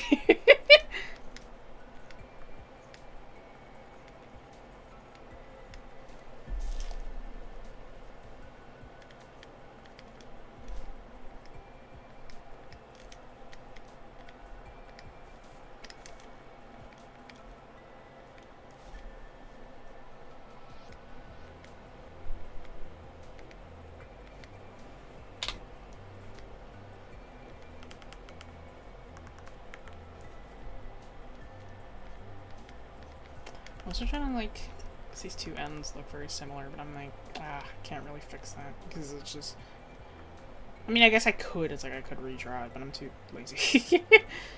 This is personal art, I'm not striving for perfection right now. I'm striving for whatever I see is good enough.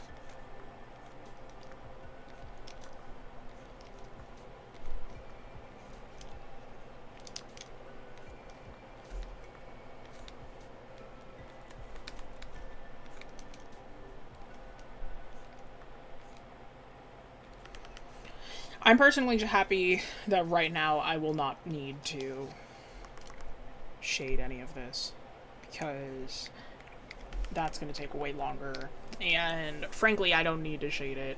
It's not like this is like anything super official. I'm like, the concept work that I do for myself is very different than the concept work that I do for like clients, just because I'm like, with clients I am like, I expect way more from myself. I am like, I want it to be like super clean and super like professional and stuff like that, but stuff for just me, I'm like, flat colors only, maybe line art.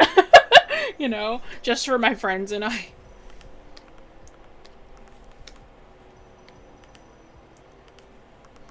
Flat colors only, line art if I'm feeling fancy.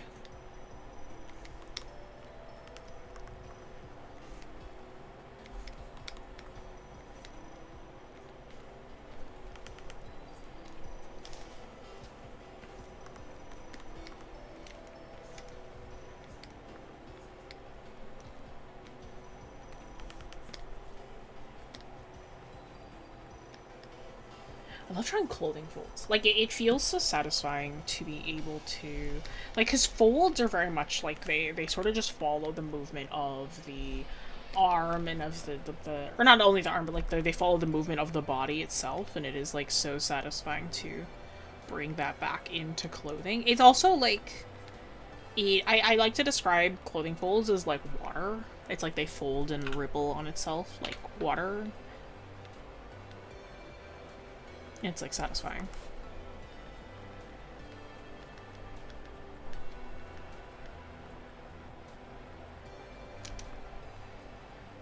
Here's a fun little trick for you for beading. Don't actually separate all of the circles if you're doing it by hand. Because then when you zoom out, they'll look more separated, but it won't be as clunky as if you had actually separated all of the beading. So then it's like, it feels like... Because if I was to, like, do every single, like, circle like this, and then watch me zoom out, it's like, it feels a lot heavier by comparison to this, right? But it's like, this still gives the effect of separate beads, right? It's like, this is like, it feels very heavy, and it's like, that line art is very, very, like, hefty, and it's like, it doesn't translate well when you zoom all the way out. So this is a much better pattern if you're like, oh, like, I want to do beading. And it's like, I'm going to be zooming out like crazy. It's like, that's a much stronger technique, in my opinion. You can also always do it where it's like, I mean, it depends on the program. Sometimes programs don't have an outline effect. Photoshop and Clip do. I'm not sure about anything else, but it's like a thing that you can do, and I've done several times as well, is if it's like, oh, like, I want, like... Help? Oh. But yeah, it's like, let's say that I've got, like... I'm doing this magic, and I'm like, I can just do it in with color, and then, like, add an outline. Like this, and then you can just lock it. And add, like, highlighting and stuff if you want. Like this, and no one's the wiser. Like, that's also perfectly fine. Like, say you wanted to do something like this. And, like, again, zoomed out, it looks perfectly fine. Like, you can't tell at all. So it's like that. That's also another way that you could do it if you really wanted to. But I'm like, I kind of want all of my line... What do you call it? All of my line quality to be kind of exactly the same. Drawing beads like drawing teeth. Don't draw each individual one so it won't look good. Yeah, absolutely. Yeah, with teeth, it's very much like pick and choose when you're going to draw each individual one.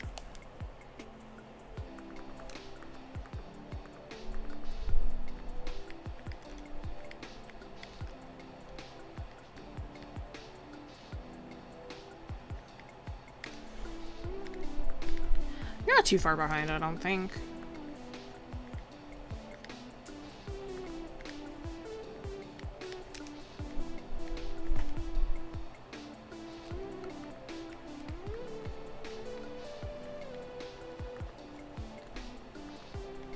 fun thing I observed recently is like when you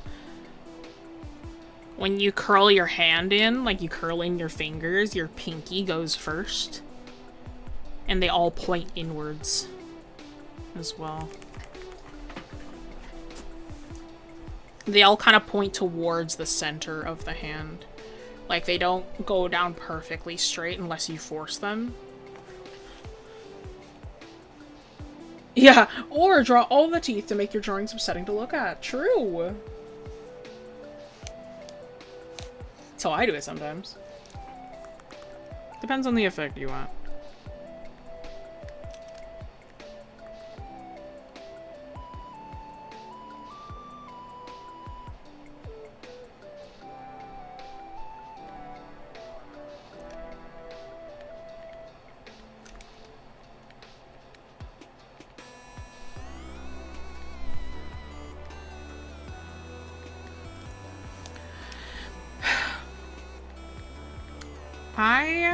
You ever get that feeling? I've asked this to like my other friends before, and they're like, yes, I know what you're talking about. You ever get that like feeling where it's like you want something or like you're craving something, but you don't know what you're craving? You're like just craving. Like I cannot describe it in any other way other than that. Like it's just a feeling of craving.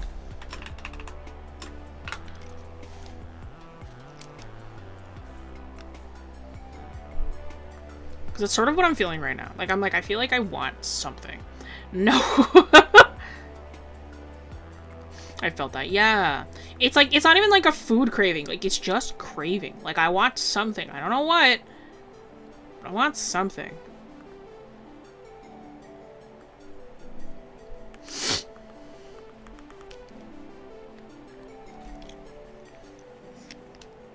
It's just a want for something.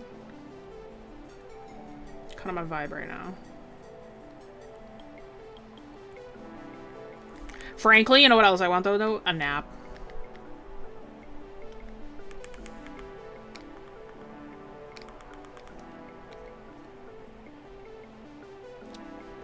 Happens to me when I'm bored or understimulated. It kind of just hits me whenever. Like, I'm feeling that right now.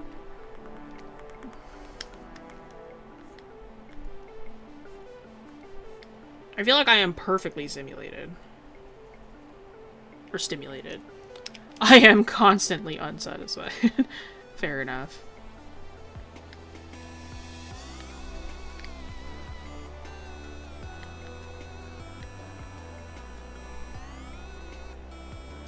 I kinda want chocolate. I kinda want chocolate ice cream. I don't got no chocolate ice cream in this house though.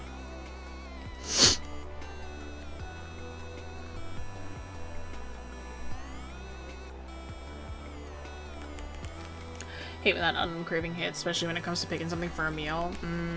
See, meals I feel I'm actually very indecisive about. Like, I feel like I have a lot of friends who are very indecisive. My fiance is also very indecisive when, like, picking, like, a meal. Like, he'll call, and he'll be like, what do I get to eat? And now, like, my default answer is always, like, you get a sandwich. Like, I tell him, go and get a sandwich, and he's like, I don't know if I feel like sandwich. It's like, I don't know if I feel like sandwich. And then, like, he'll list off a bunch of things, and then I'll, like, well, get that. And he's like, no, but I don't know if I want that. And I'm like, oh my god.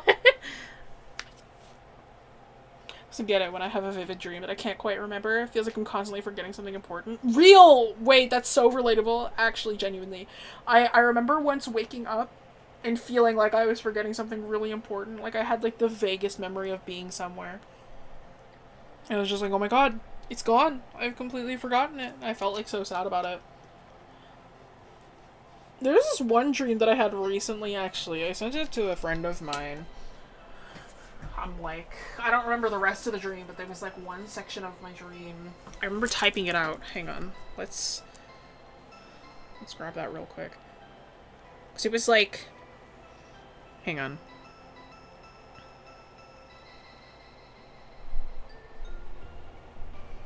Where are you? Yeah. I had a dream about a boy who was an amazing warrior, but he was incredibly cocky. I don't remember what he looked like, but his shadow didn't match his body. He was small and scrawny, but his shadow stretched long and large. The outline of the shadow matched him, but it was like only an outline. The inside of his shadow was hollow, and there was a silhouette of a wolf shadow in the center with a visible silhouetted eye. So just to give you like an illustration of that, it was like if this was like his regular shadow, kind of like this, and this was all like filled in here, like that's the shadow, and then it was like inside, I remember it looked like it was like this. So there was like a second like shadow thing on the inside here, and it would like move with him and stuff like that. He had just won an arena tournament and was reveling in the cheers from the crowd, telling them to cheer louder and asking them who their greatest fighter was, expecting his name as the response. And then a tall, dark, and hooded figure slowly entered the arena circle, walking with a large twisted staff made of wood. He sounded old. I don't remember his first sentence, but his second one was, "Quite the interesting shadow. Are you self-conscious about it?" And, like, that was it. Like, I remember that bit, and, like, the rest of the dream was just gone. And I'm like, I woke up and I was like, whoa. You know what I mean? I remember I had a dream. You ever have those dreams as well where it's like you feel like you've met something? Like it feels like you have like come across something or someone, and it like feels like you should not have met them, or like it's like, or not even that you shouldn't have met them, but it's like you feel like you met a presence that like should have been beyond your comprehension or something. Like you feel like you met God. You feel like you met, like, the devil or something. I remember once I had a dream, like, I had a dream where, like, was at, like, a pool party or something? And I, like, it was, like, a pool and it was attached to a house. It was, like, a tall teal blue house, I remember. And I was like, okay, guys, I'm like, I'll be right back. I need to use the bathroom. And so I asked where the bathroom was, and they're like, oh, it's in the basement. You're just gonna have to go down the stairs. So I'm like, okay. So I go back inside the house, and it's, like, the staircase leads down to like a basement, right? And it is like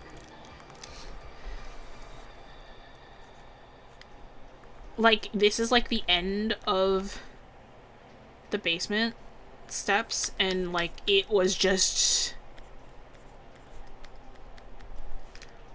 like more narrow than this, but it was like long and dark, and like it was like a really steep way down, right? And then at the end here, it's like you could see the bathroom door, and it was slightly ajar like this, right? And I was like, and it like got darker as you went down. So like I started to step down, and I started to get more and more scared as I'm like stepping down these really steep dark stairs. It's like all made of like white wood, and like I'm heading down there, and I get to the bottom, and like I see the ajar door, and I'm just staring at it for a little bit, and it moves slightly. So I like jump and I go to like run back up the stairs, but like I stop, and like at the top of the stairs is my aunt. Is my aunt, and she's smiling down at me, and she goes, "Scary, huh?" And I wake up. Like I think I met the devil that night. Like genuinely, I think I met like something horrible that night. I was like, well, boy did that. Dreamt I had a half-dead deer with an elongated neck was next to me on the floor of my room. It began to wake, crying in pain. It was scarier because of my hyperphantasia, making it super realistic. Oi, I get that. Hyperphantasia handshake. I get those, but it's usually like I meet someone who becomes important to me, and I feel like I've lost a loved one when I wake up. Oh. That's really upsetting. I don't think I've ever had one of those. My fiance has told me about, like, dreams he's had before where, like, he lives an entirely different life.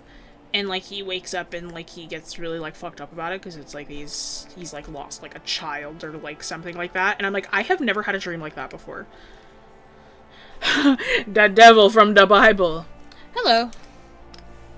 Welcome back. It's me, Satan. I'm here to convince you to do sin. But yeah, that one was one. I remember as well, I had another dream where I'm like, I think I met God. like, to give some context, I was working on a 34-page comic. I did the whole thing in like 2 weeks. Don't do that, by the way.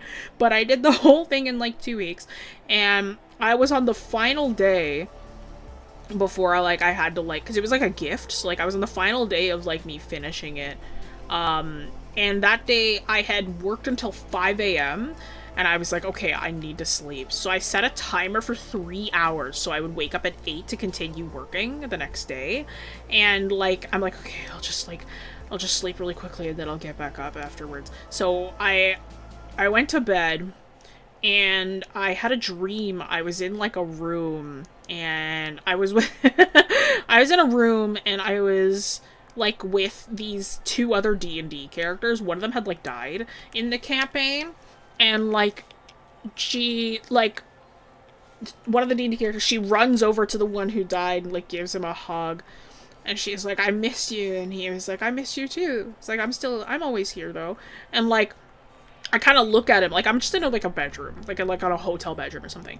And he looks over to me and he's like, oh, hey. He's like, it's funny to see you here. And he looks at the window that's, like, light outside and he's like, you should probably wake up now. And I woke up, like, 3 minutes before my alarm. And I was like, whoa, what?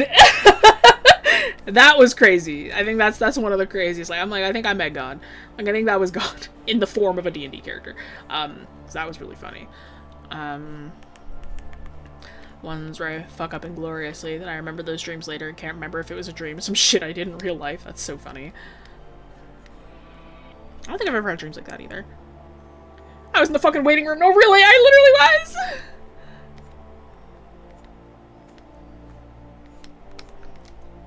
That was a funny dream. I have a lot of weird dreams. I feel like I have a little, because I have such a vivid imagination, it's like my dreams are always very vivid and strange.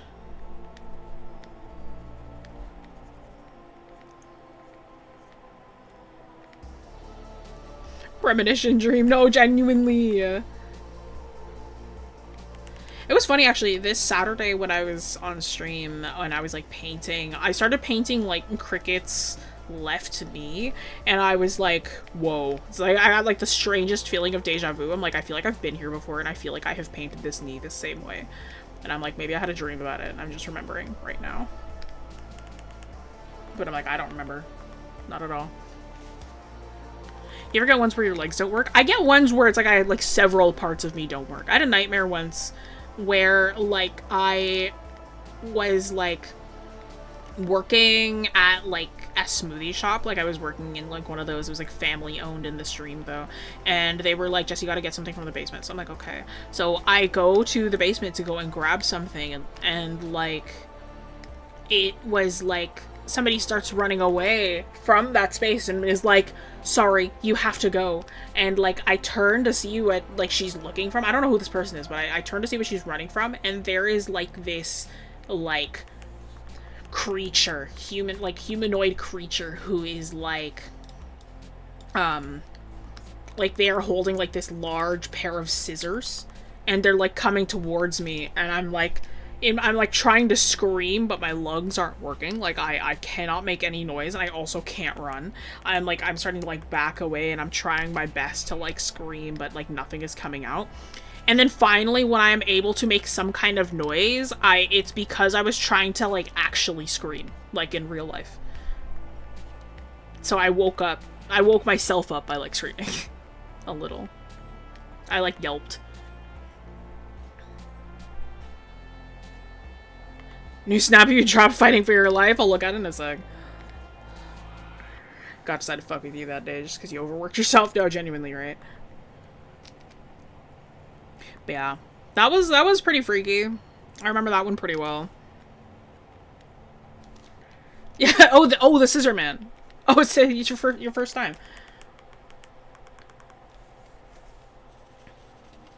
Like, you never met them?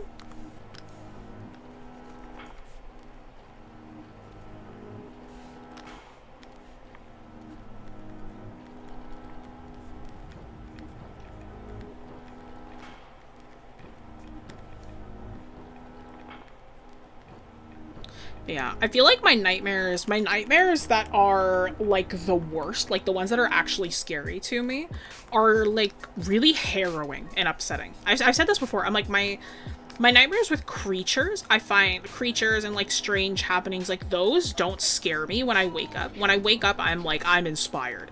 I'm like, this is something that I can use. Like, Cricket's mother, Sunny, they needed a redesign when I created Cricket, and I had this nightmare at one point.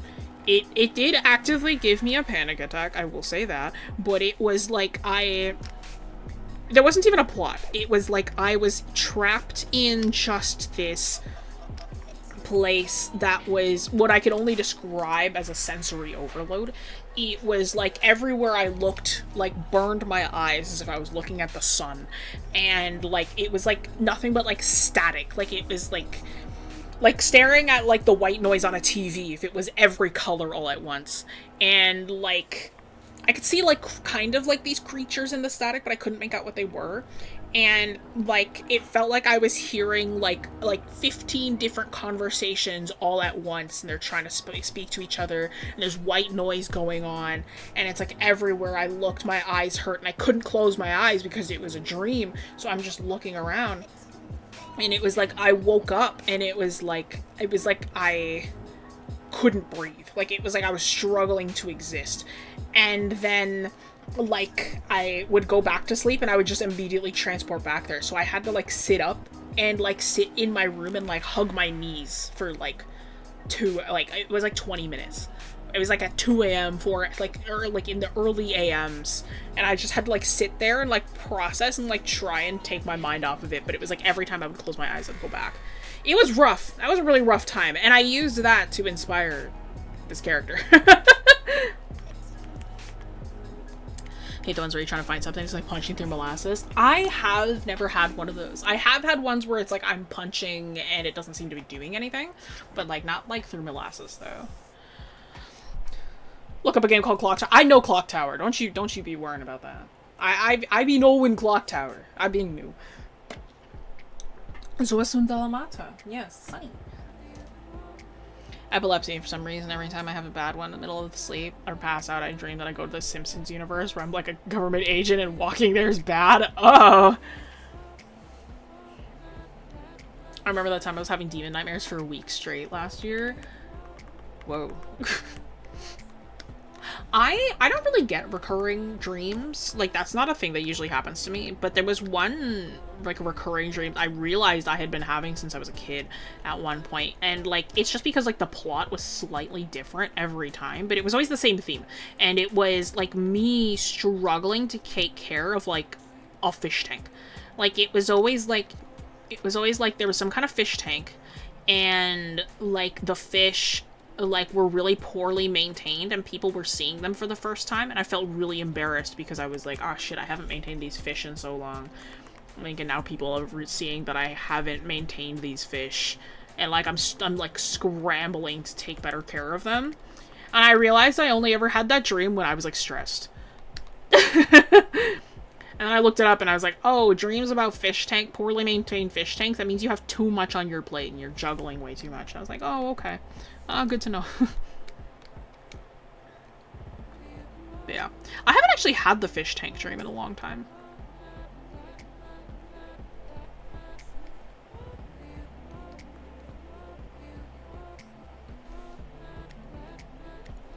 I feel like I've had a lot of dreamless nights recently, though.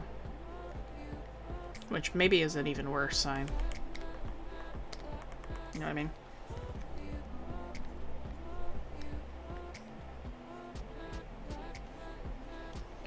Started calling my nightmares stress dreams because they're almost never scary, just stressful when your legs start giving out or I've forgotten about a class for a whole semester. School dreams! I've been actually having a lot of school dreams recently. Like, forgetting. You just made me realize, I'm like, I've been having a lot of school dreams recently. That's the new recurring one. Where it's like, I will be like either like, I'll be an adult and I'll be like retaking classes. Or it's like, I haven't gone to a class in so long and I'm like, I guess I have to go if I want to pass this time around.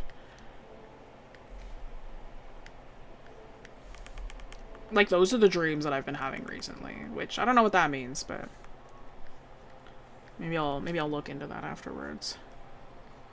Because I know school dreams are common.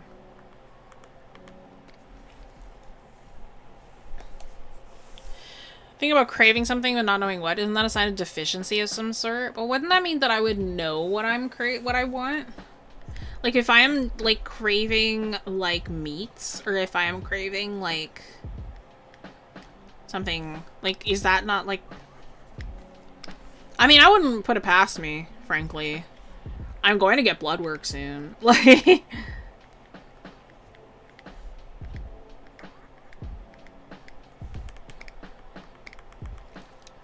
I just kind of find it disturbing when I Google a specific dream I've been having. The internet gives me a perfect description of my dream, and it's others saying they've had the same dreams. What do you mean we have the same dream? We have completely different lives. Completely different lives, but we have similar experiences sometimes.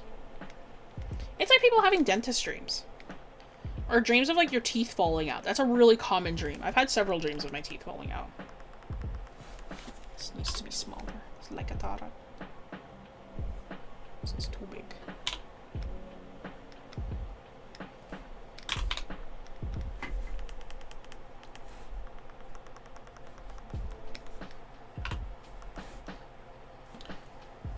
I've been out of school for almost a decade. Can I be done with the school dreams yet? Yo, you and me both, right? I need to eat this brush you're using. It's a chisel brush. Chisels are very easy to find. You can find them for your specific program very easily. Unless you're a Krita user, I guess, in which then your brushes are very difficult to get. Humans are made of cells, but we don't inherently know how they work. AI is made of math, but is unreliable with math. True. Ew, yuck. Generative AI, yuck.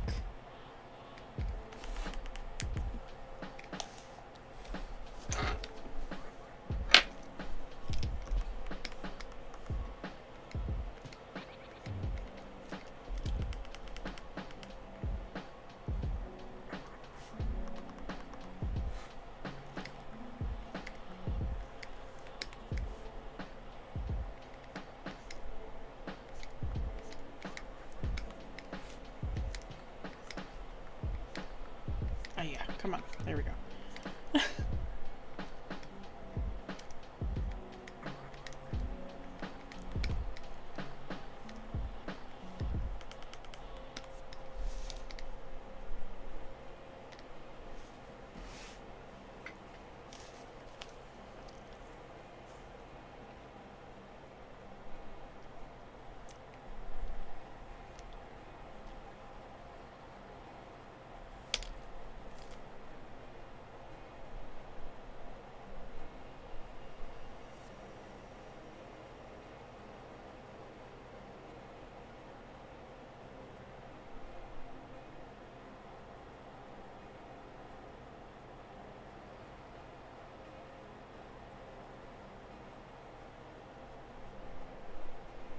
Sorry, don't mind me, like, I'm mentally processing how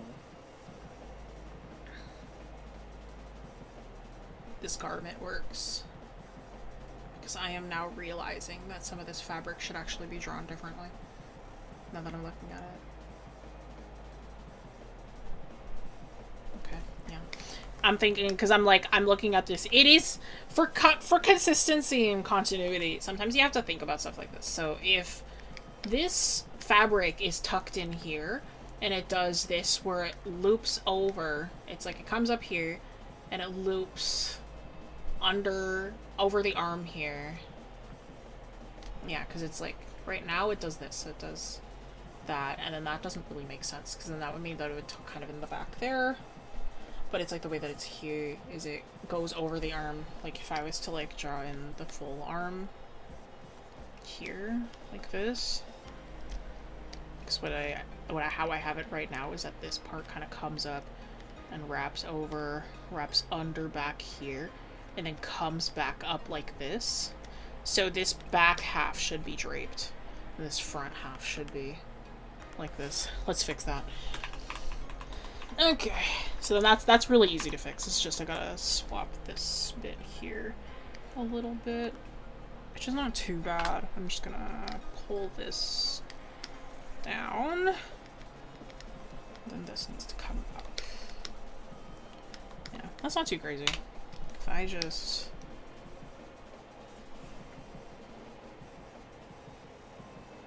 yeah.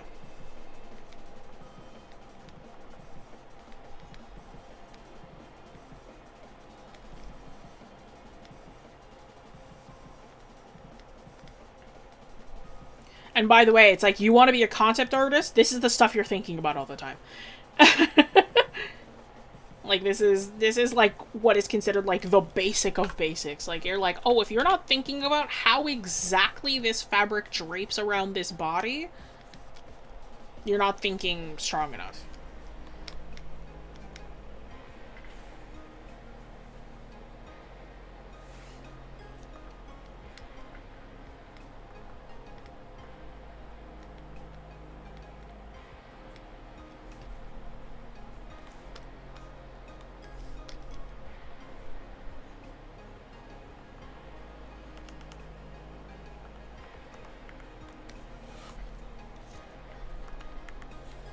So my tokens, I was looking at a really pretty cat. Real.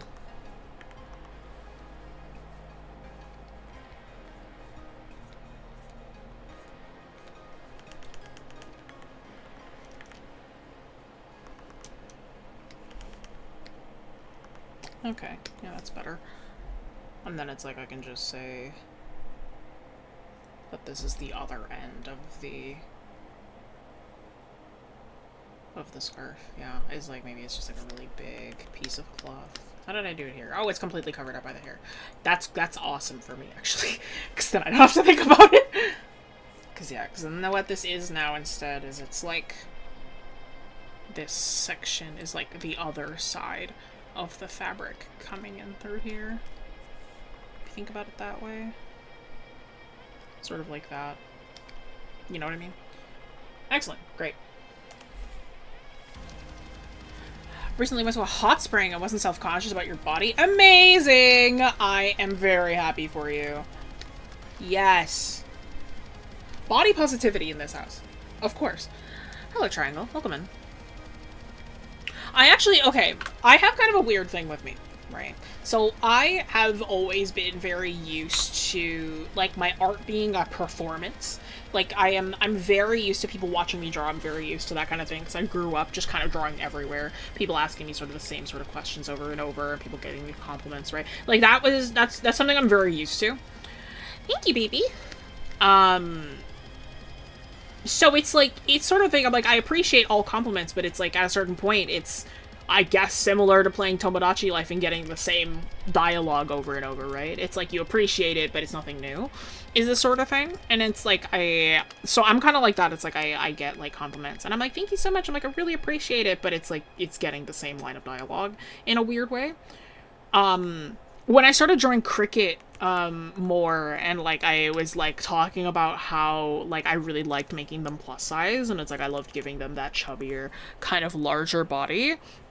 It was really fun to, like, or it felt really nice. It's like, because I heard a lot of people, like, I had a few people, like, talk to me about it, and they were saying that it was, like, seeing how I talked about drawing cricket and how much fun it is to draw, like, a plus-size body and, like, draw somebody who's, like, more chubby, and, like, how, like, attractive I find that kind of body type. It was like they were saying that it's like the way that I spoke about it made them feel better about their bodies. And that's new. I was like, that's a new kind of compliment. That's a new kind of thing. And that made me feel really happy. I was like, I'm literally so glad that it's like the way that I talk about like how much fun drawing this character is for me, and how much fun I find, like, wanting to have a plus size character. Like, I'm so glad that like made these people, like, feel more appreciative of the body that they're born with. And I am like, that is so fun, and, like, such a magical kind of, like, thing. I'm like, oh, how wonderful. And this is why we need art, you know? This is why we need art. We need representation in art. You know what I mean? I am not a skinny woman, so it is like, it is like, it's fun to, like, have people who are like, it's like I'm also not skinny, and it's like, it's fun to be able to see myself in this other character, and it's like, yes, of course, you know?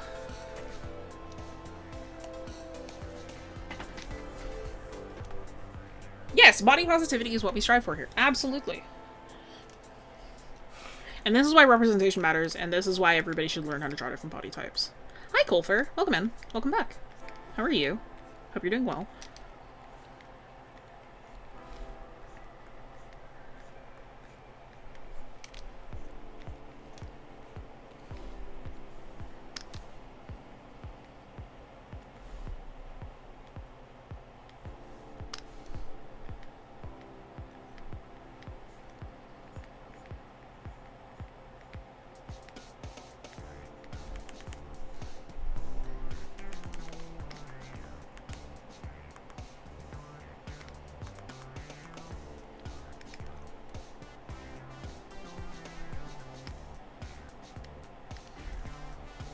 Hello. But yes, more body positivity. Everybody should draw different body types. Everybody should learn to draw different kinds of people, because if we all look the same, the world would suck. Prepping for art fight. I don't think I'm going to be participating this year. Just realized it's June, and I'm like, that's not... Never mind. It's not happening.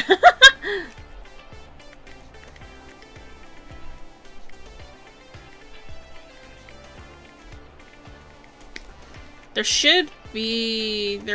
We'll make a temporary kind of like art fight section on the Discord, though. So it's like people can post their like art fight stuff if they want.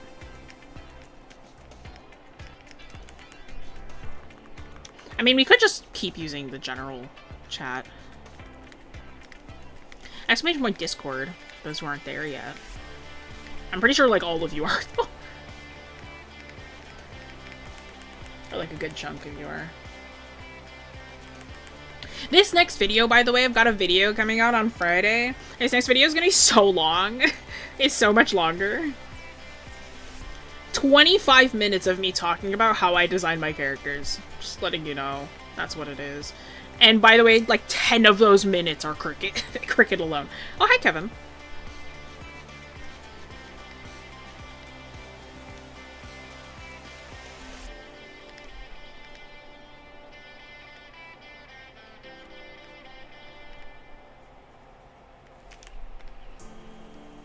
I gotta watch the whole thing start to end. Yeah, listen to me talk about my characters. Oh, okay. Well, maybe not that far. Half joke is crazy.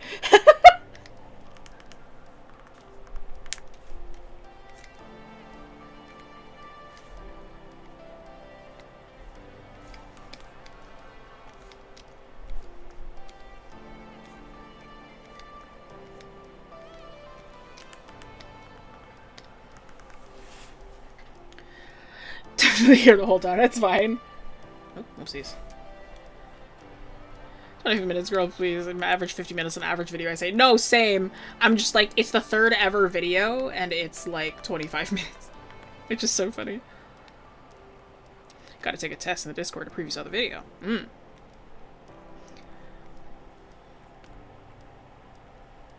It's like if any of you ask any questions that were answered in the videos, I'll know.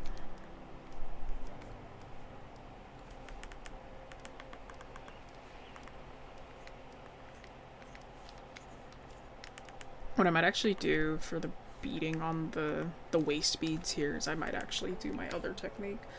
So I don't have to draw these because there's already so much line art here. It'll be easier if I do it on a separate layer and figure it out that way. Also, here's an easy way to draw a bunch of tassels without drawing in all the tassels. It's very similar to hair. Just don't draw every single one in. Till you get to the extremities, in which then you can pile them up a little pile them up a little more, because then it gives the illusion of it's like very similar to tile. You see what I mean? So it's like it gives the illusion of them going around the corner, going around the edge there.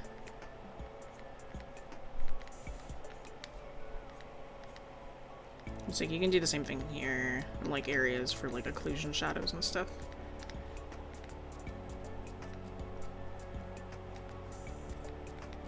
But yeah, see that?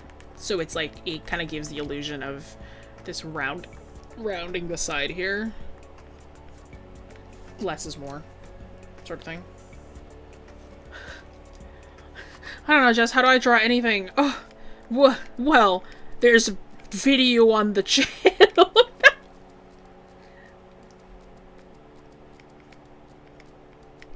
my god. You should make it a habit to make each video longer than the last. Video 10 is gonna be like 10 hours long. Not the movie analysis assignments, that's so funny.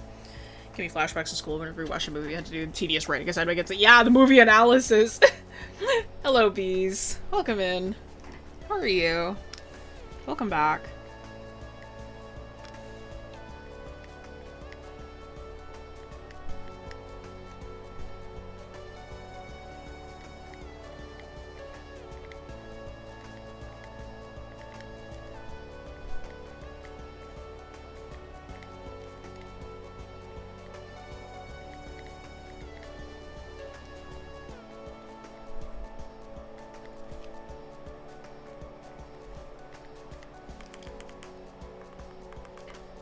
I love beading and tassels. It's just so fun. It's fun to draw. It's like a nice, easy sort of effect to do. Always gives the garment a little bit of personality.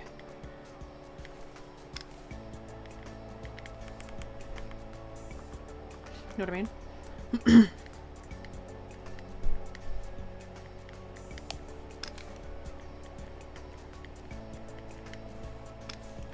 So it's not just tassels, it's like, oh, there's like a little bit of beading here and there. And it's like, it gives a little bit extra. It's like you zoom out and it breaks up the texture a little bit, which is nice. Doing summer cleaning. I need to do some summer cleaning. So I need to put all my, I need to like clean out my clothes from last season and then ask my best friend if they want to keep any garments. Like, hey, you want to steal anything from me? And then I'll ask my mother the same question. I'm a larger size than my mother is, but she will still steal stuff and like wear it as like either at home clothing or like as like fun going out stuff because I'm more adventurous with what I wear than she is.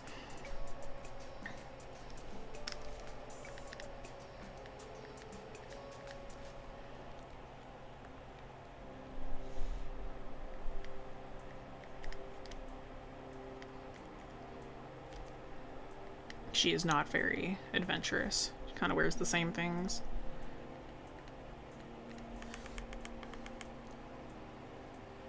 But like everyone's a little different, so it's fine. I only really started caring... Thank you. I only really started caring about fashion when I got older, I feel, though. Like, especially when I was younger, I did not give a shit. Like, high school me, I showed up to high school every day wearing, like, a hoodie and black jeans. Because I wanted to be not like other girls, I guess. But then it was like COVID hit and suddenly I was like, you know what? I am tired of pretending that I don't like being a woman. So we're gonna... we're gonna start like actually dressing because it's fun. And that's like my everything took a 180. And it's so funny, like my current closest group of friends, it's like they only knew me like post that change. But it's like my other friends who I grew up with, they're like, it's so funny how different you are. Hello, Iris Buns. I have a uniform, I don't know how to dress myself different every day, fair. I grew up in public school, so it was like allowed to wear whatever the heck we wanted. And I still chose to wear a hoodie and black jeans every day. I remember once I showed up to school, like, because I wanted to try wearing space buns, and one of my friends was like, what the? Like, because I never did anything with my hair. And she showed up and she was like, what, Jess? And I was like, what? And she's like, you did something with your hair? So funny, dude. I did it a few times after that. I haven't worn space buns in so long, and frankly, it's just because they're out of style now. They're not as in style as they used to be. Truly, it was the 2010s. The late 2010s.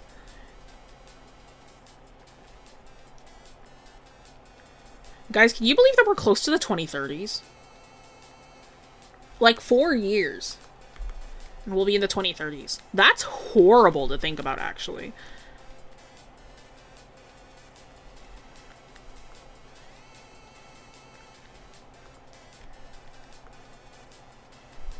Frankly, though, I feel like we missed a lot of the 2020s just because of COVID, so I feel like we deserve a redo. Stop, I don't want to think about it, please.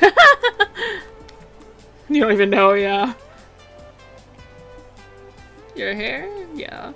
My art teacher had feet on the projector. I mean, you gotta learn how to draw feet. They're far more difficult than hands, I'll tell you that.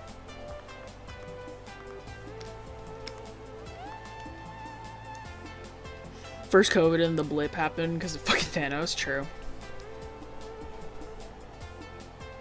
As someone who's alive before 2000, it's a trip. Ah, that makes one of us, Kevin. Let's just say it's 2020, well, no one will know. True. If we just have a mass psychosis and we tell everyone that it's 2020 again, we can pretend.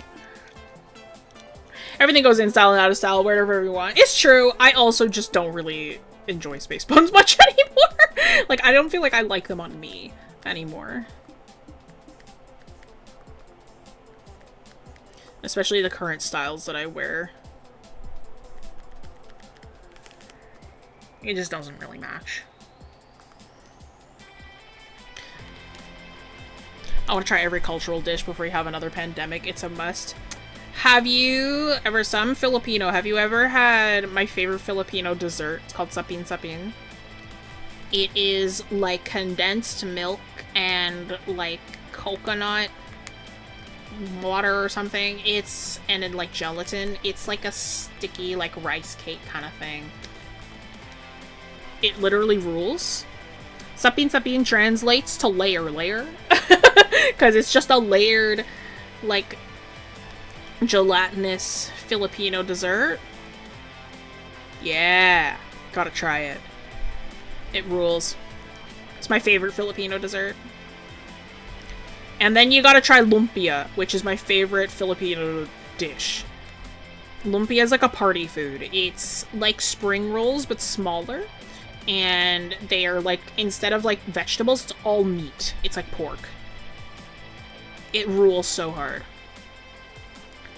Whenever there's lumpia at a party, my whole plate is just lumpia. That's all it is. And then I just eat all of that. Like, it's... I will just chow down.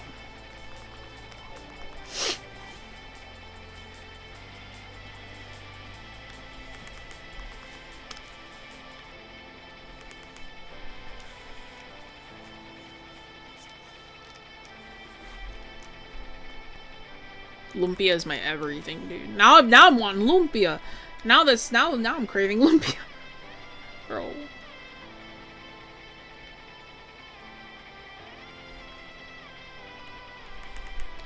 Literally such a treat to have lumpia, dude. Like, my grandmother turned 80 recently, and like at the party they had 2 big like serving platters of lumpia. I feel like I ate 1/3 of one of them, frankly.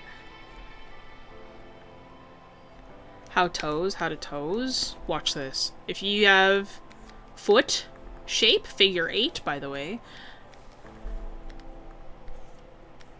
Figure 8 sort of shape. You got the bottom of a toe. Get this kind of rectangular shape. Split it into thirds. Cut these last 2 into 4s. Whoa. You're good, bruh.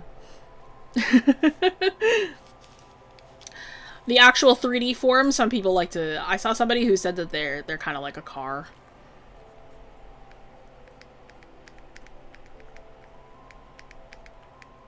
Like this. And then it's like you smooth it out a little bit.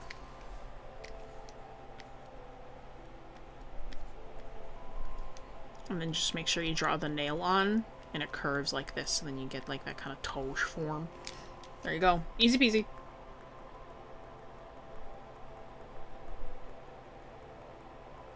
Hopefully that helps. Partner's Puerto Rican grandma had me hooked on beef empanadas. One dish that was wrapped in a big leaf with meat inside, almost like a tamale, but it's completely different.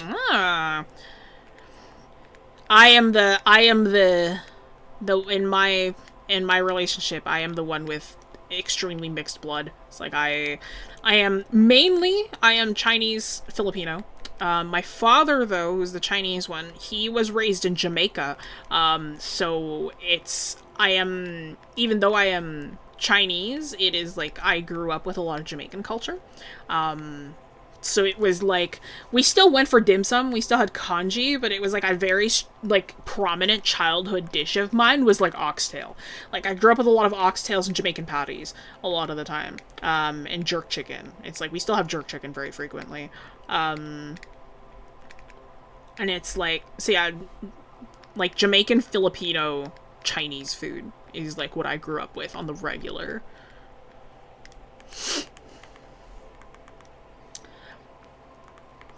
I go to get food and come back to toe demo. You gotta learn it. And I'm telling you right now, it's like, it's because the internet made them weird. And you're gonna be like, I don't want to learn how to draw fucking feet, is strange. And then there's gonna come a day when you end up having to draw, like, feet, and you're like, well, it's fine. I'm like, it can't be that hard. And then you realize that they're harder than hands. And then guess what? Your ass has been avoiding them the whole time, and you're like, damn. The chicken was a jerk.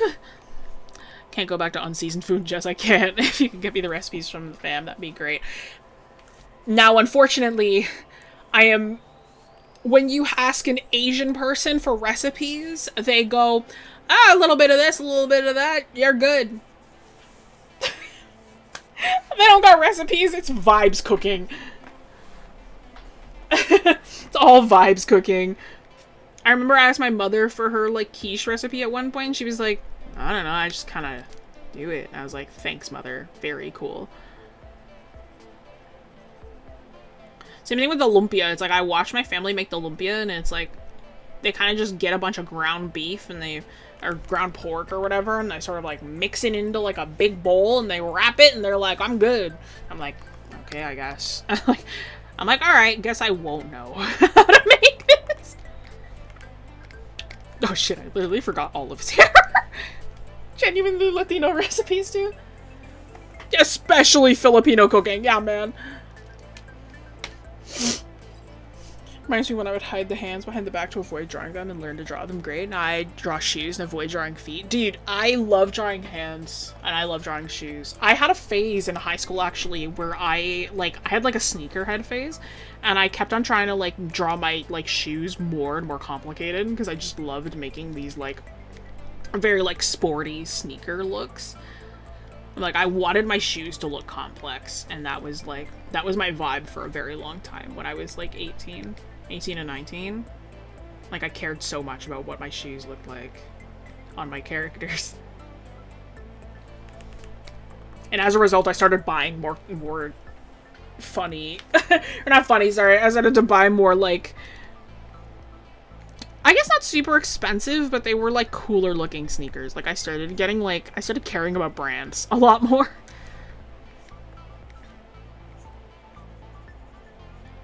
Which, like, in a way now, I guess it helped with, like, me being able to look up different kinds of shoes if necessary.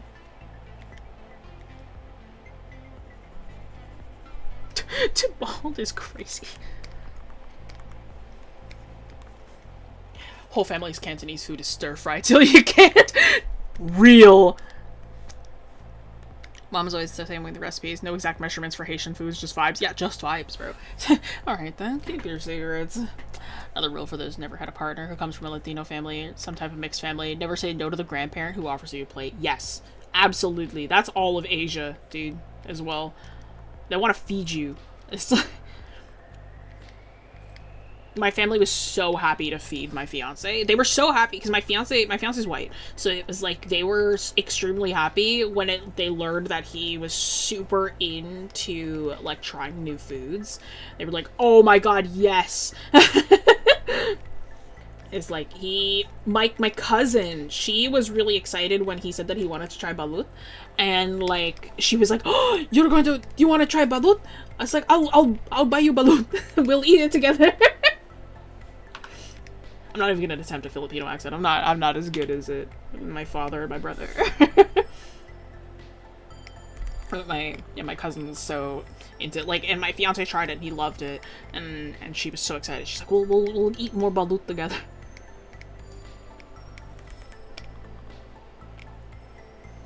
Only wear Converse because of Ben 10 and Doctor Who. Converse are kind of uncomfortable for me, so I'm like, I don't really wear Converse. The canvas is too thin and the soles are really flat, so I'm like, I don't really love them. I love Fila's. I'm a really big Fila person.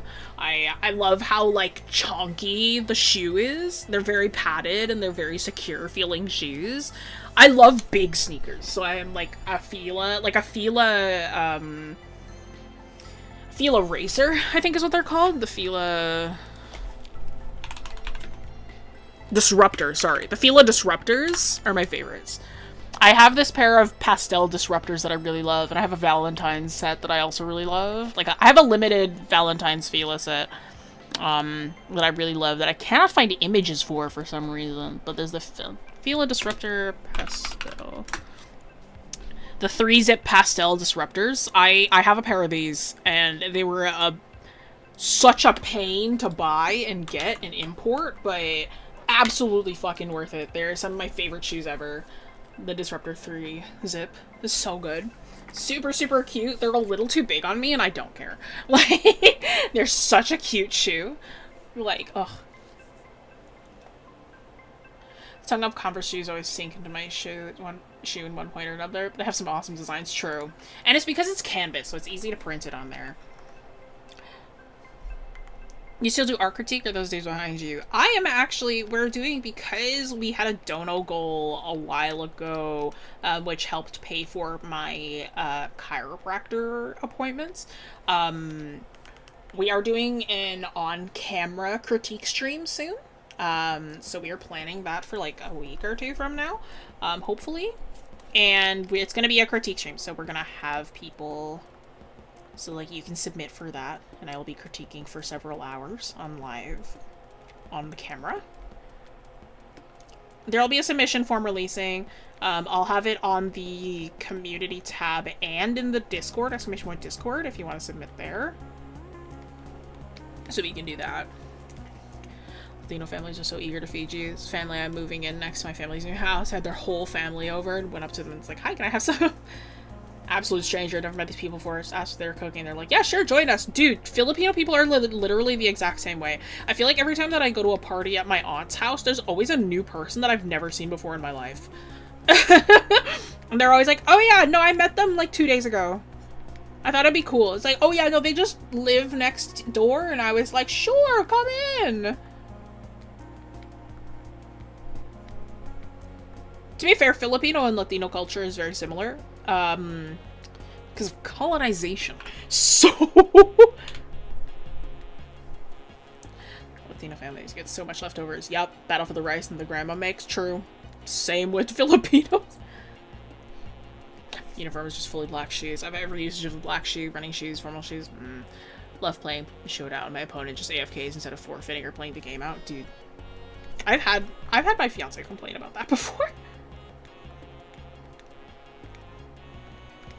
I do not play Showdown. I don't think about that.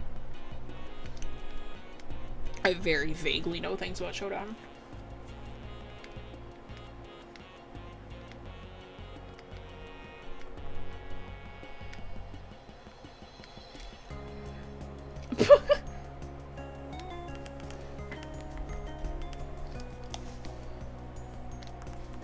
Oh, almost there. You measure with your heart. That's the correct way. Yeah, you measure as long as you're pure of heart. I saw a comment like that on the recent video, which, by the way, the recent video is doing fucking awesome. Like, the fact that it's, like, at, like, what, 15,000 views? It's my second ever video. That's kind of crazy. But, like, I saw one comment that was like, can I draw on the fourth dimension? And I replied to it because I thought it'd be funny. I was like, only if you're pure of heart.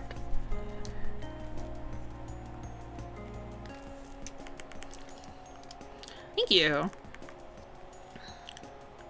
I don't see my grandfather's side of the family much, but when I do, it's always a feast of some kind. True. I do see my Filipino side of the family often, and it is also always a feast.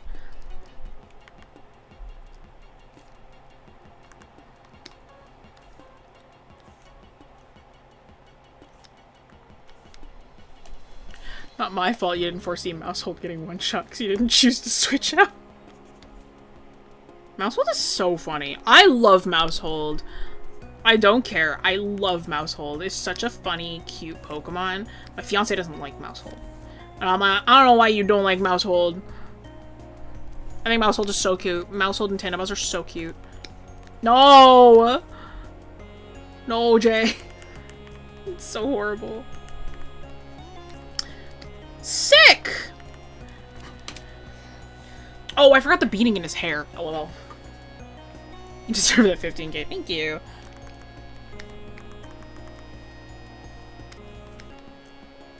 Mousehold is so cute.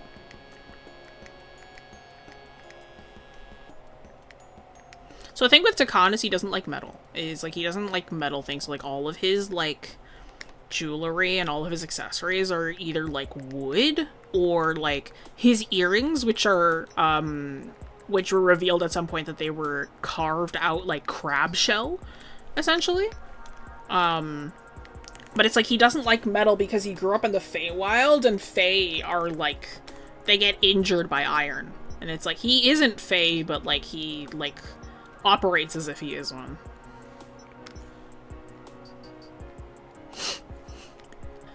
It is also because, like, he's gonna be a Lycan soon, and then it's like, with that as well, he will be, like, he won't be able to touch silver. So it's like, because of, like, his, like, adversity to silver, he also just doesn't like any metals. Even his weapons, he has, like, daggers that he uses. His daggers are made of, like, stone and bone and stuff like that. Damn, Crab's had to die for pretty jewelry! It's also his favorite food. Boiled crab. Which, by the way, crab is delicious, so, not Tandavores. Have you ever gotten stuck in a loop of redesigning your soda? Nope! I got her on the first try. I literally, like, who you're seeing on screen, like, that's all I use for my soda, realistically. And it's like, I've had her, like, this little guy, like, the little version of me that I draw. Okay, well, her head is caved in here. But this little version of me that I draw, I've been drawing her since I was, like, 14. And she has not changed at all. No. Version of Silver Werewolf. Yeah, yeah.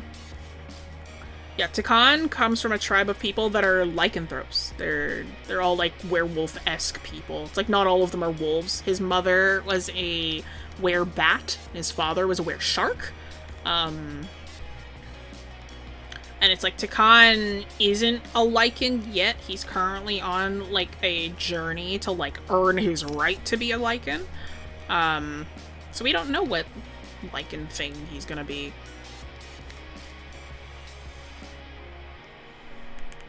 Land shark, yeah, pretty much.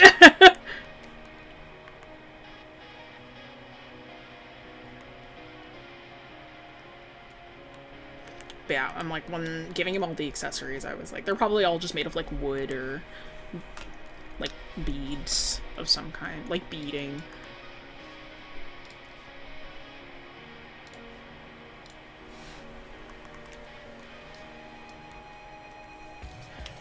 I see racism. What do you mean? No, that's the evil group.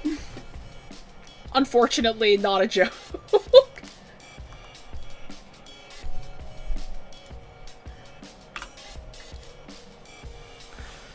There's a group called the Crimson Order, and they almost hunted Takan's people to extinction. It's like they drove them, like, thousands of years ago, they used to just be in the material plane with everyone else, but they were driven out by these guys. And, like, there was, like, propaganda spread that they're, like, really dangerous people when they weren't. They were, in fact, just trying to live their lives. What if he becomes the first were-human? Horrible, actually. That's disgusting. I'll fight someone from the claw of a crab that is the most meat. I'll fight someone for the claw of the crab that is the most meat. Real.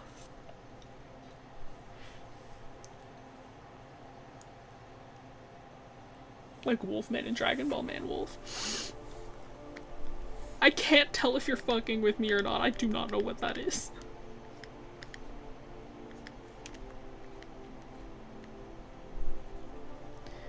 And the problem is I would not put it past anyone.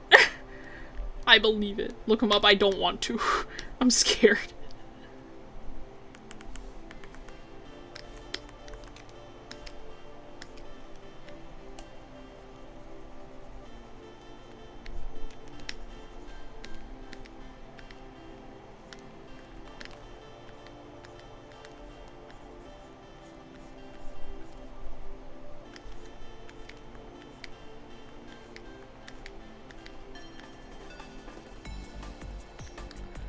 How do you not know about Man-Wolf? I don't know, man. I'm literally just finishing Z. We're just watching Z right now.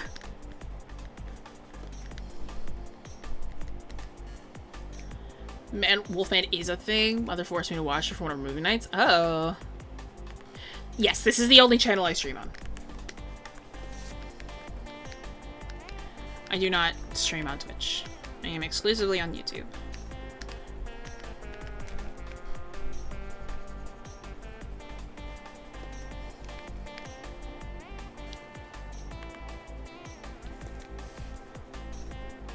Classic one either. I don't know what that is.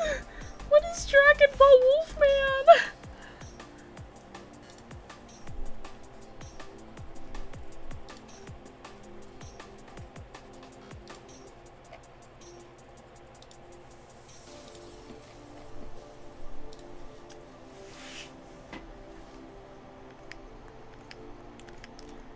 Oh yes, the tip. If you were...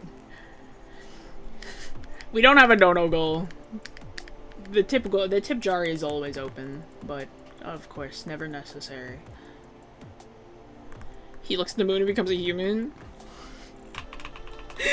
The heli.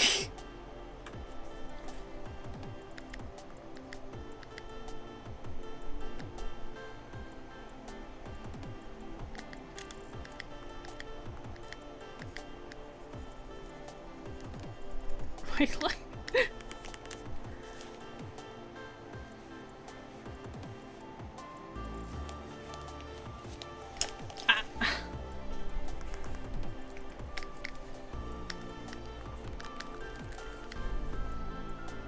Sorry, my perspective doesn't feel right here.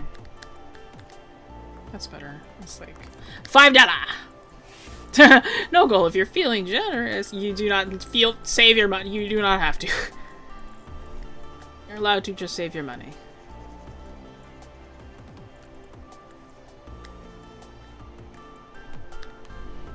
I don't know if I can convince you of completely fake shit in Dragon Ball. You can. I'm quite a gullible human being. I've found. Because some of the shit that I found that I thought was fake in Dragon Ball turned out to be real as well, and I was like, damn, they really actually chose. That was a real choice that was made.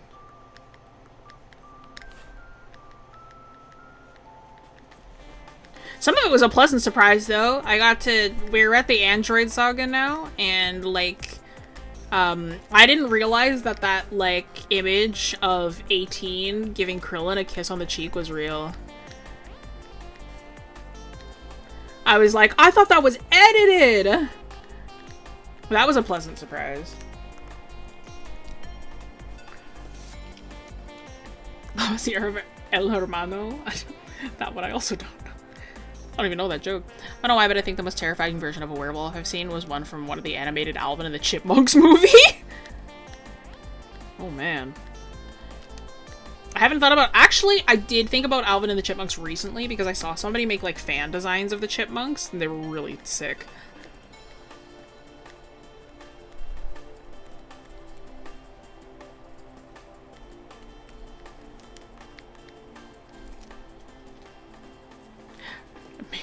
Watching Revival of F for the 3rd time when the remake airs.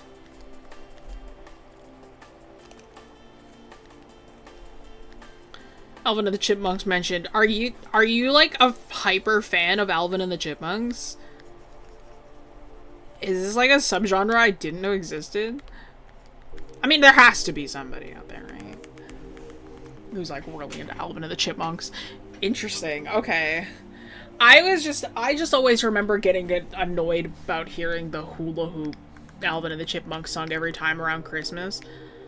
Because my school would always play it. And I was always like, bro, I'm so sick of this one.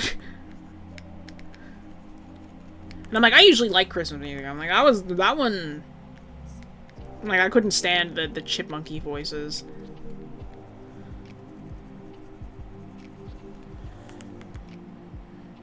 There is, in fact, a large niche fan base. You know what? I believe it. Considering how large the Trolls fandom is as well, I'm like, I believe it, you know?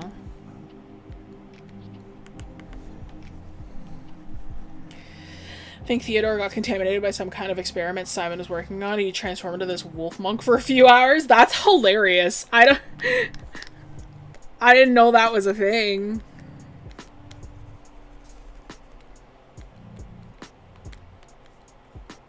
And maybe D can help you out. Want AFK to play Silk Song. I can't believe how I'm both so good and so bad at the game. I'm back now playing Chill Pokopia. Woo, Pokopia. Meet the Wolfman is called. Okay.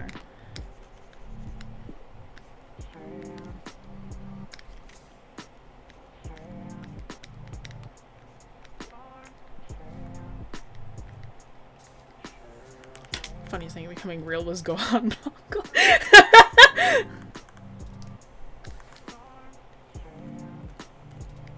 Okay, wait, because we're kind of on the topic of werewolves. Are we werewolf people or vampire people? Because I'm very much a vampire, or not vampire, sorry. I'm more of a werewolf person. If Vin were here, she would fight me. But I am much more of a werewolf person than I am like a vampire person. I think werewolves are both cooler and hotter. And it's like, you gotta tell me whether you're a werewolf person or a vampire person and why. You have to show me your work. Werewolf, neither. Dragon superiority. We do love dragons in this house as well. But if you had to pick one.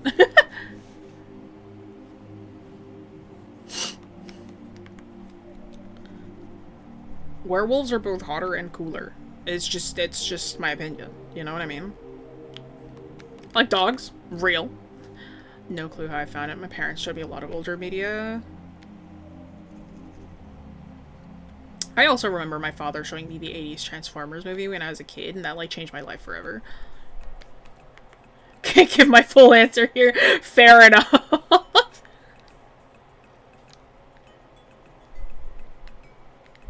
Frankly, neither can I. So, I respect it.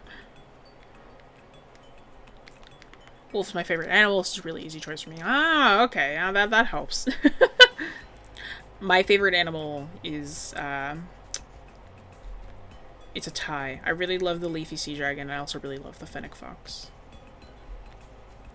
Right now, though, I have a really big bias to sheep for no reason whatsoever, of course.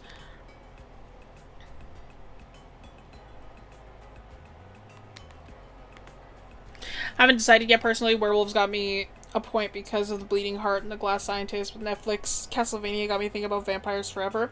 That's fair too. Netflix, like Castlevania, Netflix vampires are sick. They're awesome. I love them. Also very attractive. I am just very biased towards werewolves. For no particular reason, of course. Not cows. Cows are up there too. Yeah. I do love a cow. I love cows as well. I love a lot of animals. But no, yeah, at current, I'm very biased towards sheep. I keep on wanting more sheep and lamb things. My fiance bought me this, like, lamb plush, from Miniso a little bit ago. And, like, I kept on forgetting to name him, and I kept on calling him my Chud son, so I think his name is just Chud. Like, I keep on forgetting to actually give him a name, so I just keep on, like, his name is Chud now. But, like, that's okay, he's my Chud. He's my baby Chud. I love a tripod fit. Sheep are a peak animal. Can you guess my 2 favorite animals? Bet you can. Werecat, because of the 1998 Scooby-Doo on Zombie Island. Fair enough. The herd. Like any animal character with animalistic tendencies. Doesn't matter who it is. The more animalistic, the better. Real. Oh, damn. You'd like Takan, then.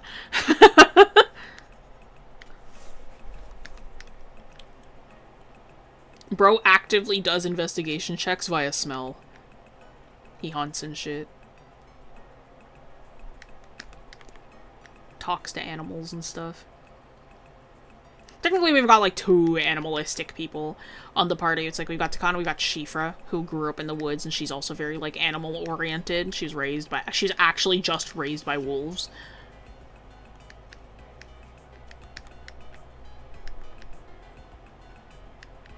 Takan grew up in a tribe of, like, lycanthropic animal people.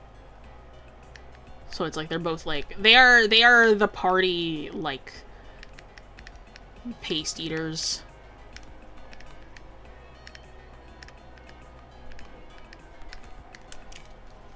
I already loved Kanye.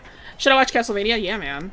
I don't know why, like, I know I started watching it with my fiance. We never continued for some reason. I wanted to, but we kind of just dropped it by, like, not by accident, but, like, at some point we just kind of stopped watching it. I think something else came out and we started watching that really feverishly. But now we're just going through Dragon Ball. We're going through Dragon Ball Z. It's kind of group in the furry community. That's so funny.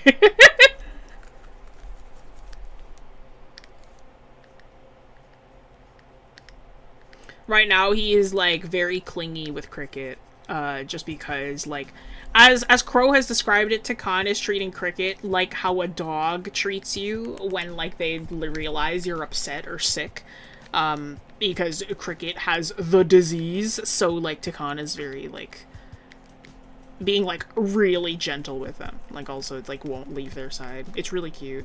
It's, like, really sad, but it's really cute.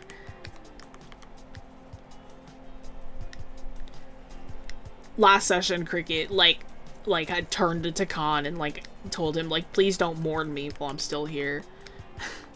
And, like, Takan was like, don't go too far then, okay? And I was like,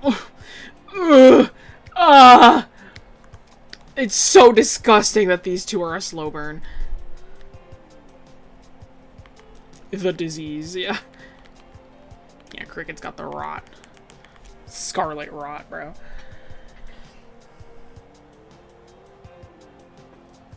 You're merely adopted by the furries, as born and molded by it. You're crazy. You okay, you Narcan? Narcine.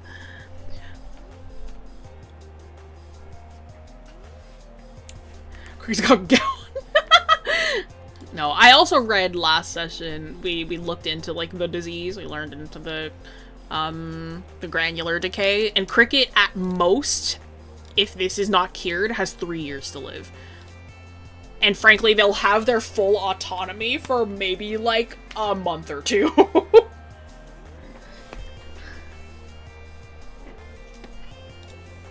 Like, it's not good! Here, where's the last session? Scarlet Rot's actually an awesome name. Scarlet Rot comes from Elden Ring. That was more of a joke. You know, don't go too far, okay? Ugh.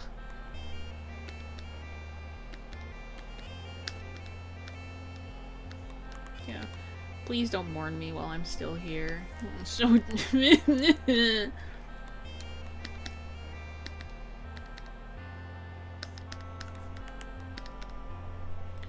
so, like, Takan, like, is at current, like, will not leave Cricket's side.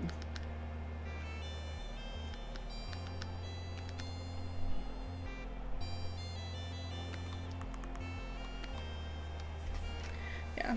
How long are your years? 336 days. That's no time at all.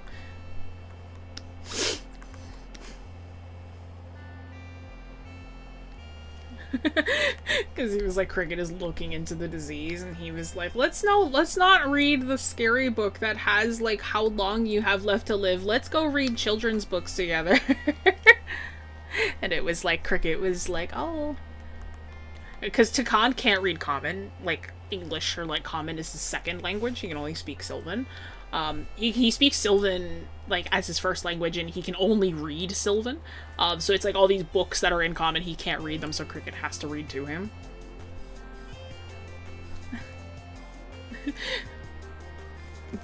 It's like, I haven't read the Druffalo in a long time. If you've read it, let's find another one and put down the scary death book. It's so funny. Oh. Nice handwriting, thank you. This is my fast handwriting. This is how I actually write, is in the cursive. Whose face is that? Oh! I googled man. Because it was like, we had a bit where, like, for 20 minutes we discussed what constitutes making somebody just a guy. And then, like, our DM had some dude show up who we would describe as just a guy. So I just looked up man, and I found one. I tried my best to find one that wasn't AI, and I was like, we're just gonna stamp that in there, you know? So Mr. Beast, no! It's just some dude! Need this whole comic strip yesterday, alright? Love that you have comic summaries of your sessions. Yeah, so I doodle during D&D sessions. That's how I take notes. So it's like I take a combination of like actual written notes and like session, and like I doodle the moments that I find are funny.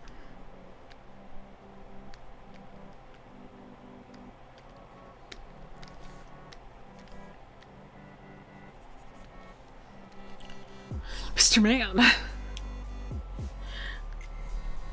DuckDuckGo is an AI filter now. Good to know. I've heard a lot of people switching to DuckDuckGo, and I'm just like, oh, I have so much I've put into my Google library. I have not watched Smiling Friends, actually. My fiance's watched Smiling Friends. I have not.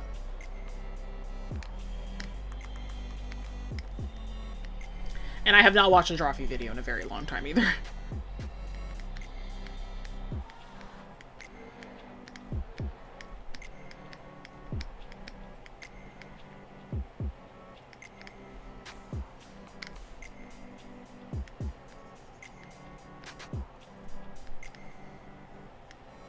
Dang, this took me a lot longer than I thought it would. I was like, oh yeah, I'll be able to finish this, and then I'll also be able to work on assets. Nope. This is gonna be the entirety of stream, to which I am trying to get this done fast so I can go back to working on my video.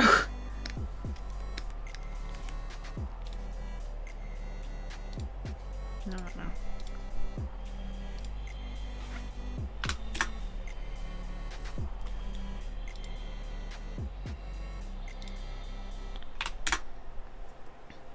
Fuck, bro, I forgot Drawfee was a thing. Real, actually.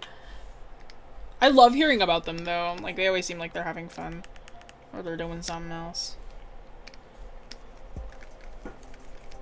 Oh, whoa. There we go. I was like, what did I color pick before?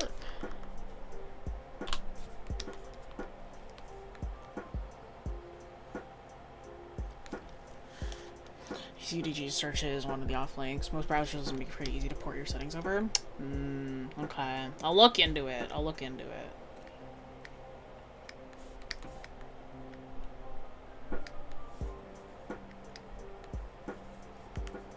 Yeah, are having fun. It's cool. Hell yeah.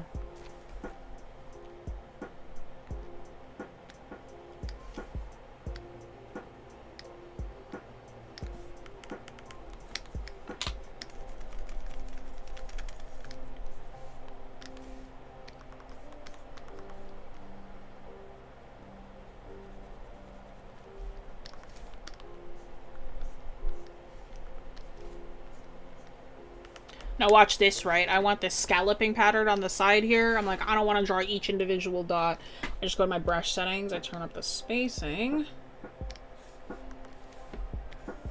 Nice. I can just do that.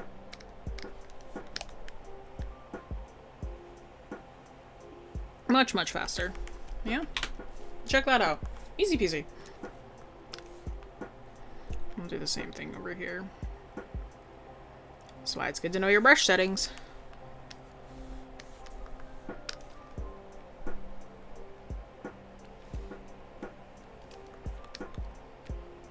I'll have to adjust it a little bit over here, but I'm like, that works perfectly fine for what I need to do right now.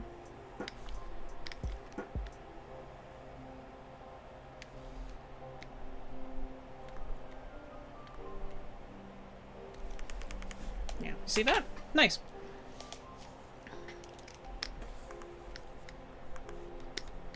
So it's like right here, and just adjust the size of them to like indicate different shape and surface. But like, easy peasy. Yeah, I'm like, I have a lot of shit to say about different programs. Frankly, any program is fine as long as you know how to use it well.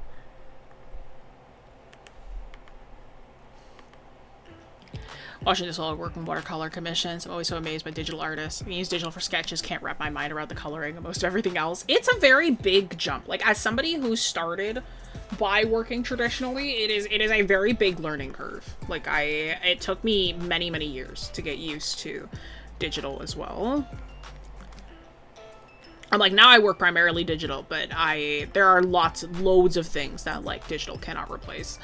I'm like, I love traditional work. It is so fun.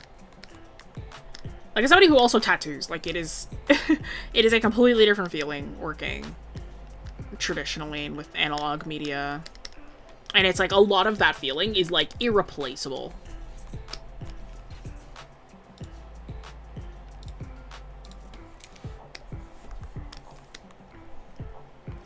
Still a micro almost 10 years later. I mean, frankly, I don't know all the functions to my own program either. I know a lot of them. Don't get me wrong. I know a good chunk, but I don't know everything.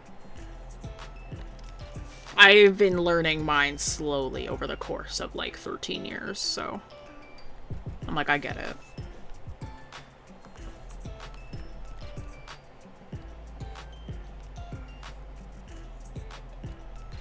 $12 to 13 years-ish, something like that.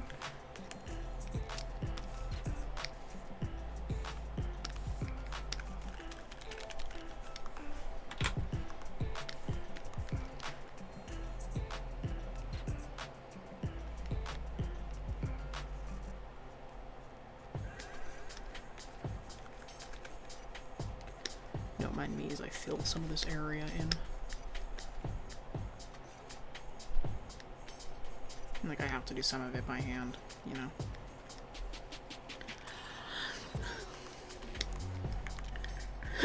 I feel like I'm too precious with the traditional and too whatever the wind blows with digital.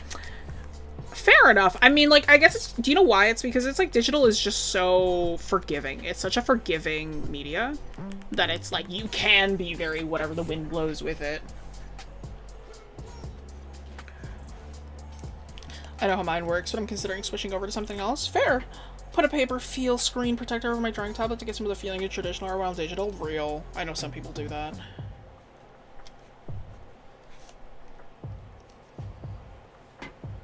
Give me a pencil, paper, and paint. I can give you a photorealistic painting. Give me an iPad and you'll get a doodle bob.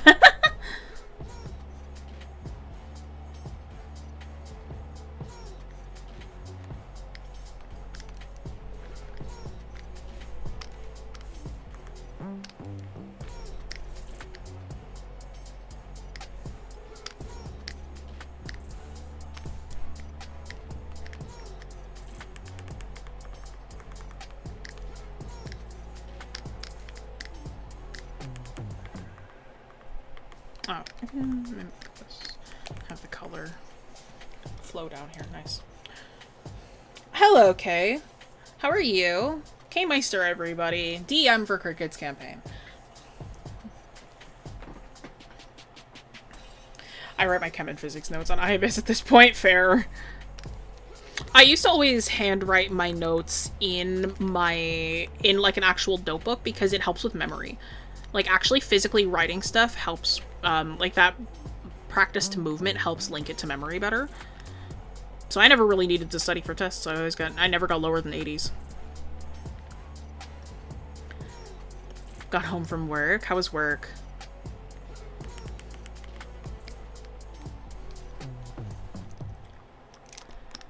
Lipton makes soup? I don't know. Does it? Terrible? I'm sorry.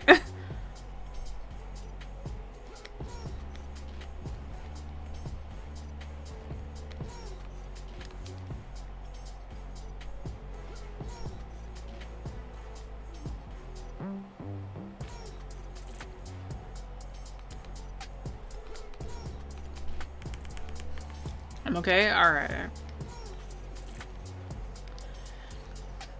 You want to see me write? My penmanship's so beautiful. Oh, like if... Here. Like if I just go like...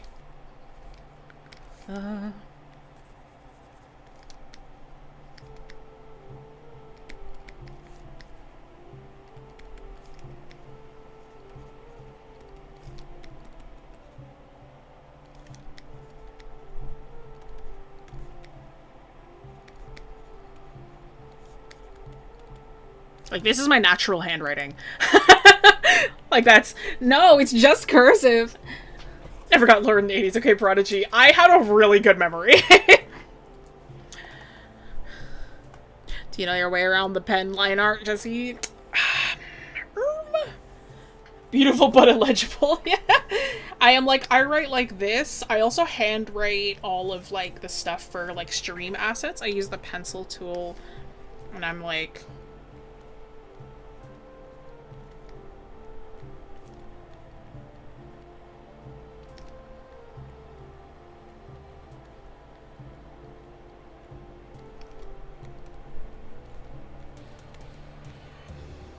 I also do this for, like, all stream assets, like that kind of thing.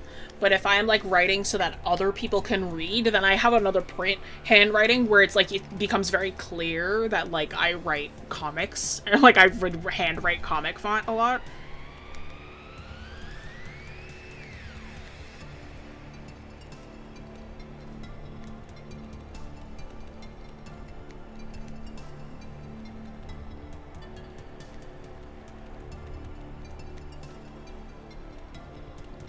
Right, so it's like these three are what I do most of the time. Well, my name is Quick Brown Frogs, and this I jump over the lazy dog most of the time. Can I write the Quick Brown Frogs jumps over the lazy dog? In which handwriting? Have a good one. Almost as good as your grandpa? I don't know how I feel about that comparison. I mean, if your grandpa writes cool, then I guess that's pretty sick. All of them at the same time. Fancy handwriting. There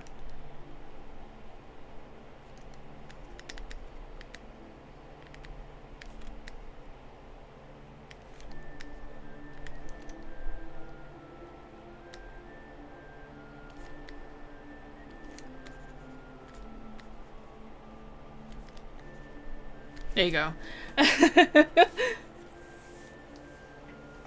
Well, you gotta assume their grandpa writes bad. No, I assume that they write fine, like, they write good. I'm like, oh, okay. My handwriting is a mix of print and cursive. I, like, don't print most of the time. I have the best grandpa. Hell yeah. I wish I met my grandpas.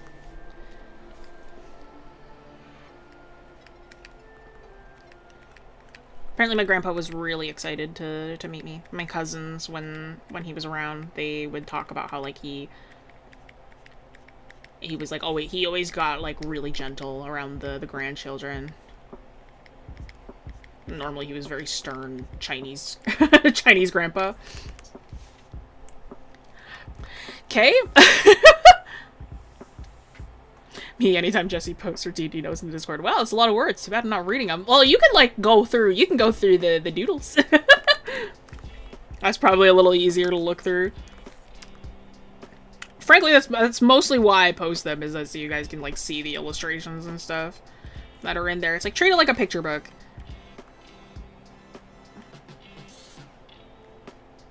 That's how my friends usually treat the notes as well.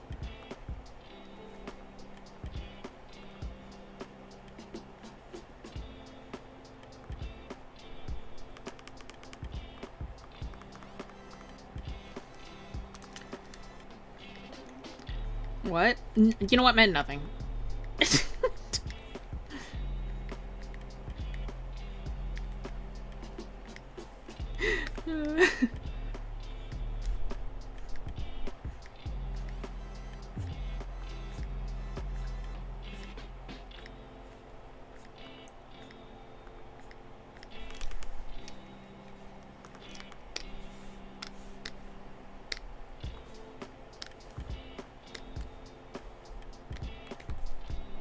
Sorry, I'm like, I want to get this done faster.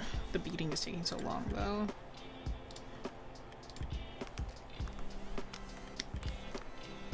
Already 5! Okay.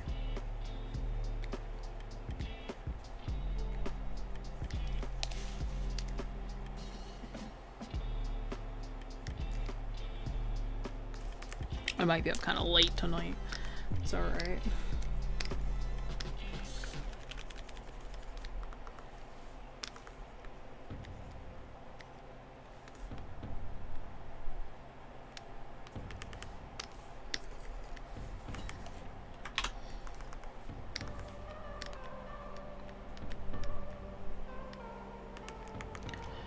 Officially working overtime. See what I DM'd you earlier?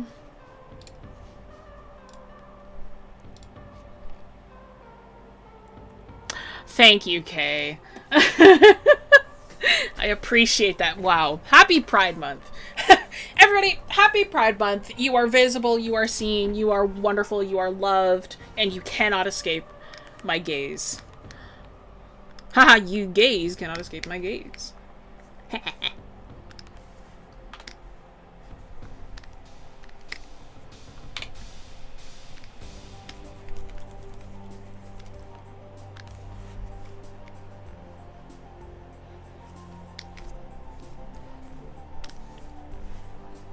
Happy Pride Month. Happy Pride Month indeed. Everybody, happy Pride Month.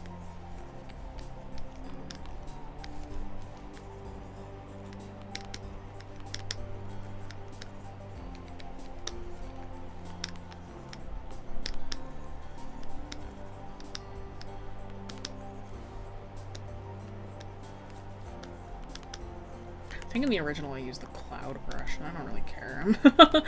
This is the same kind of texturing. You can do it the same way, you know? It's not too different. Happy Pride Month, y'all. Happy Pride Month! Tassel work is genius, thank you.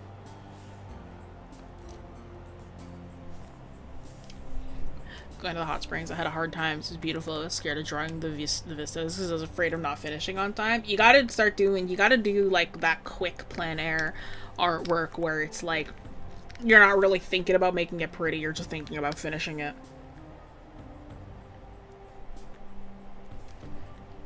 That's the fun plein air.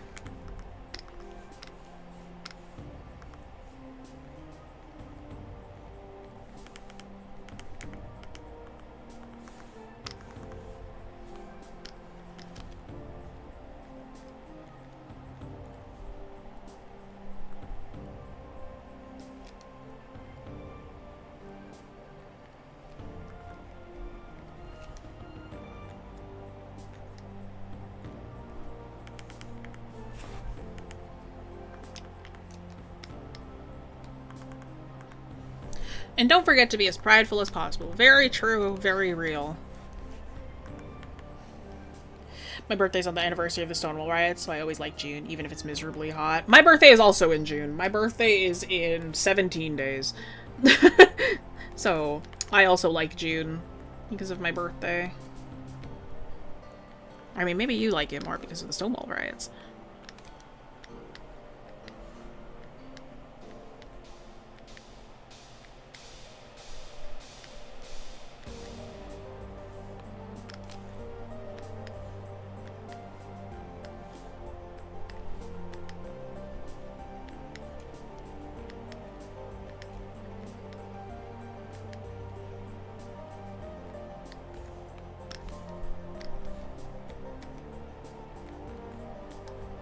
Sorry, I have to like make sure that these are like spaced out enough to where it visually feels balanced. Yeah, nice.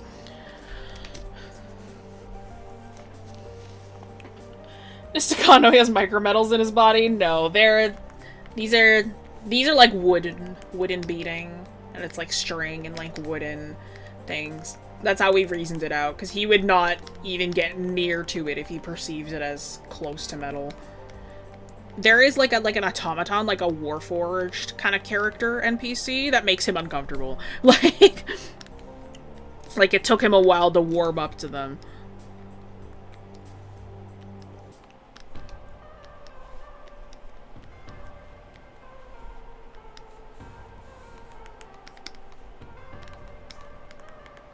So it's the same day as the assassination of the Archduke Ferdinand. So you win some, you lose a lot. Oh. I see.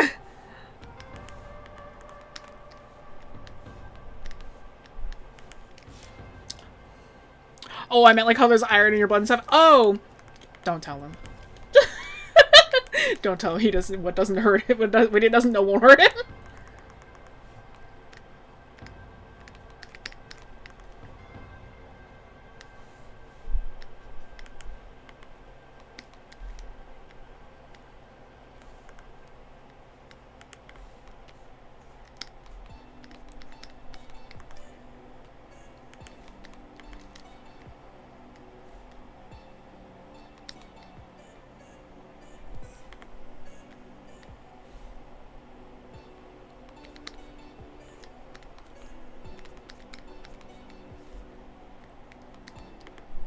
Dude, I want to get, like, hair extensions and carabiners. And, like, I want braided carabiner extensions. If you've never seen them before, you should look them up right now. They're so cool. I'm like, I want them so bad. Because I'm like, I love super long hair. Like, my hair is already really long, goes down to my butt. I am like, I really want hair as long as Jinx. Like, I want hair that long. It gets, like, close to the floor. Like, I want hair like that. Genuinely.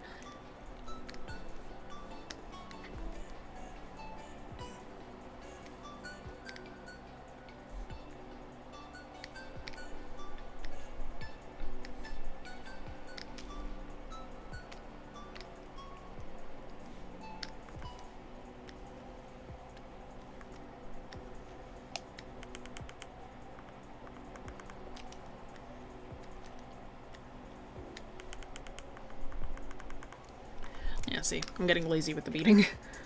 I'm like, I can just do this real quick.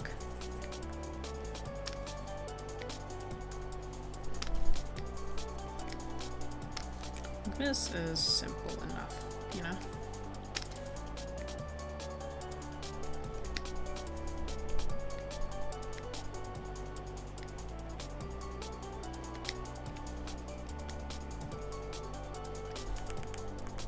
Yeah, see?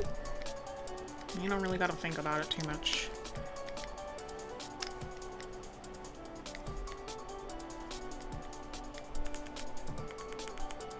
Yeah, look, you see, and you zoom out and you, like, it looks perfectly fine. You know what I mean? And then you don't even need to think about it that hard. Oh, okay. Sorry. Wrong brush. Wrong tool. What if fake creatures have copper bloods? They don't get sick from the iron. I've made their blood blue too. That's pretty sick. That's a pretty cool concept. I like that one.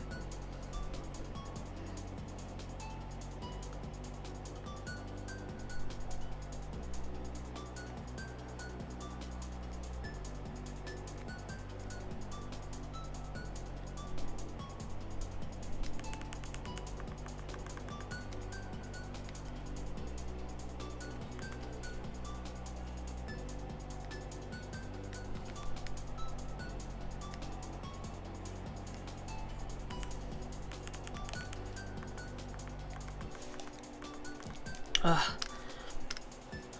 I'm like, this was originally gonna have only one layer of beading, and I'm like, it's not extravagant enough. We can do more.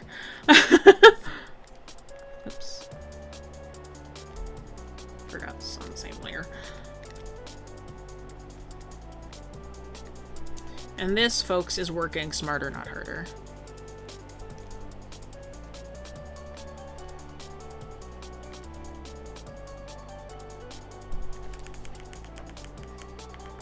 Nice. And then all I gotta really do is just... Where is it? Rasterize the layer. And call that. Cool. Nice. I didn't expect to do this for the entire stream. But I guess that is what the entire stream is going to be. But yeah, we are going to call this one here, because I was meaning to finish this stream at 4, and it's 5 now, so, whoops. But that's okay. Thank you for joining me for this one. If you didn't see the schedule, there's going to be no stream this Saturday, because I have a family event to get to. So we will not have stream this Saturday, but to make up for it, we have a video this Friday, so be sure to tune in. We are also changing, or we're trying stuff because we're in the early stages of the channel. So we're going to be releasing the video at 5 p.m. instead of at noon. Oh, sorry, Pauls. We're going to be releasing the video at 5 p.m. instead of noon, to maybe reach more people, because that seems to be a really good peak time. But yeah, join the Discord, come hang out with us, come say hi. I'll be posting... I'm in there pretty frequently, so I'll see you there. But yes, thank you all so much for joining me today, and I will see you all next week. Au revoir, bye-bye.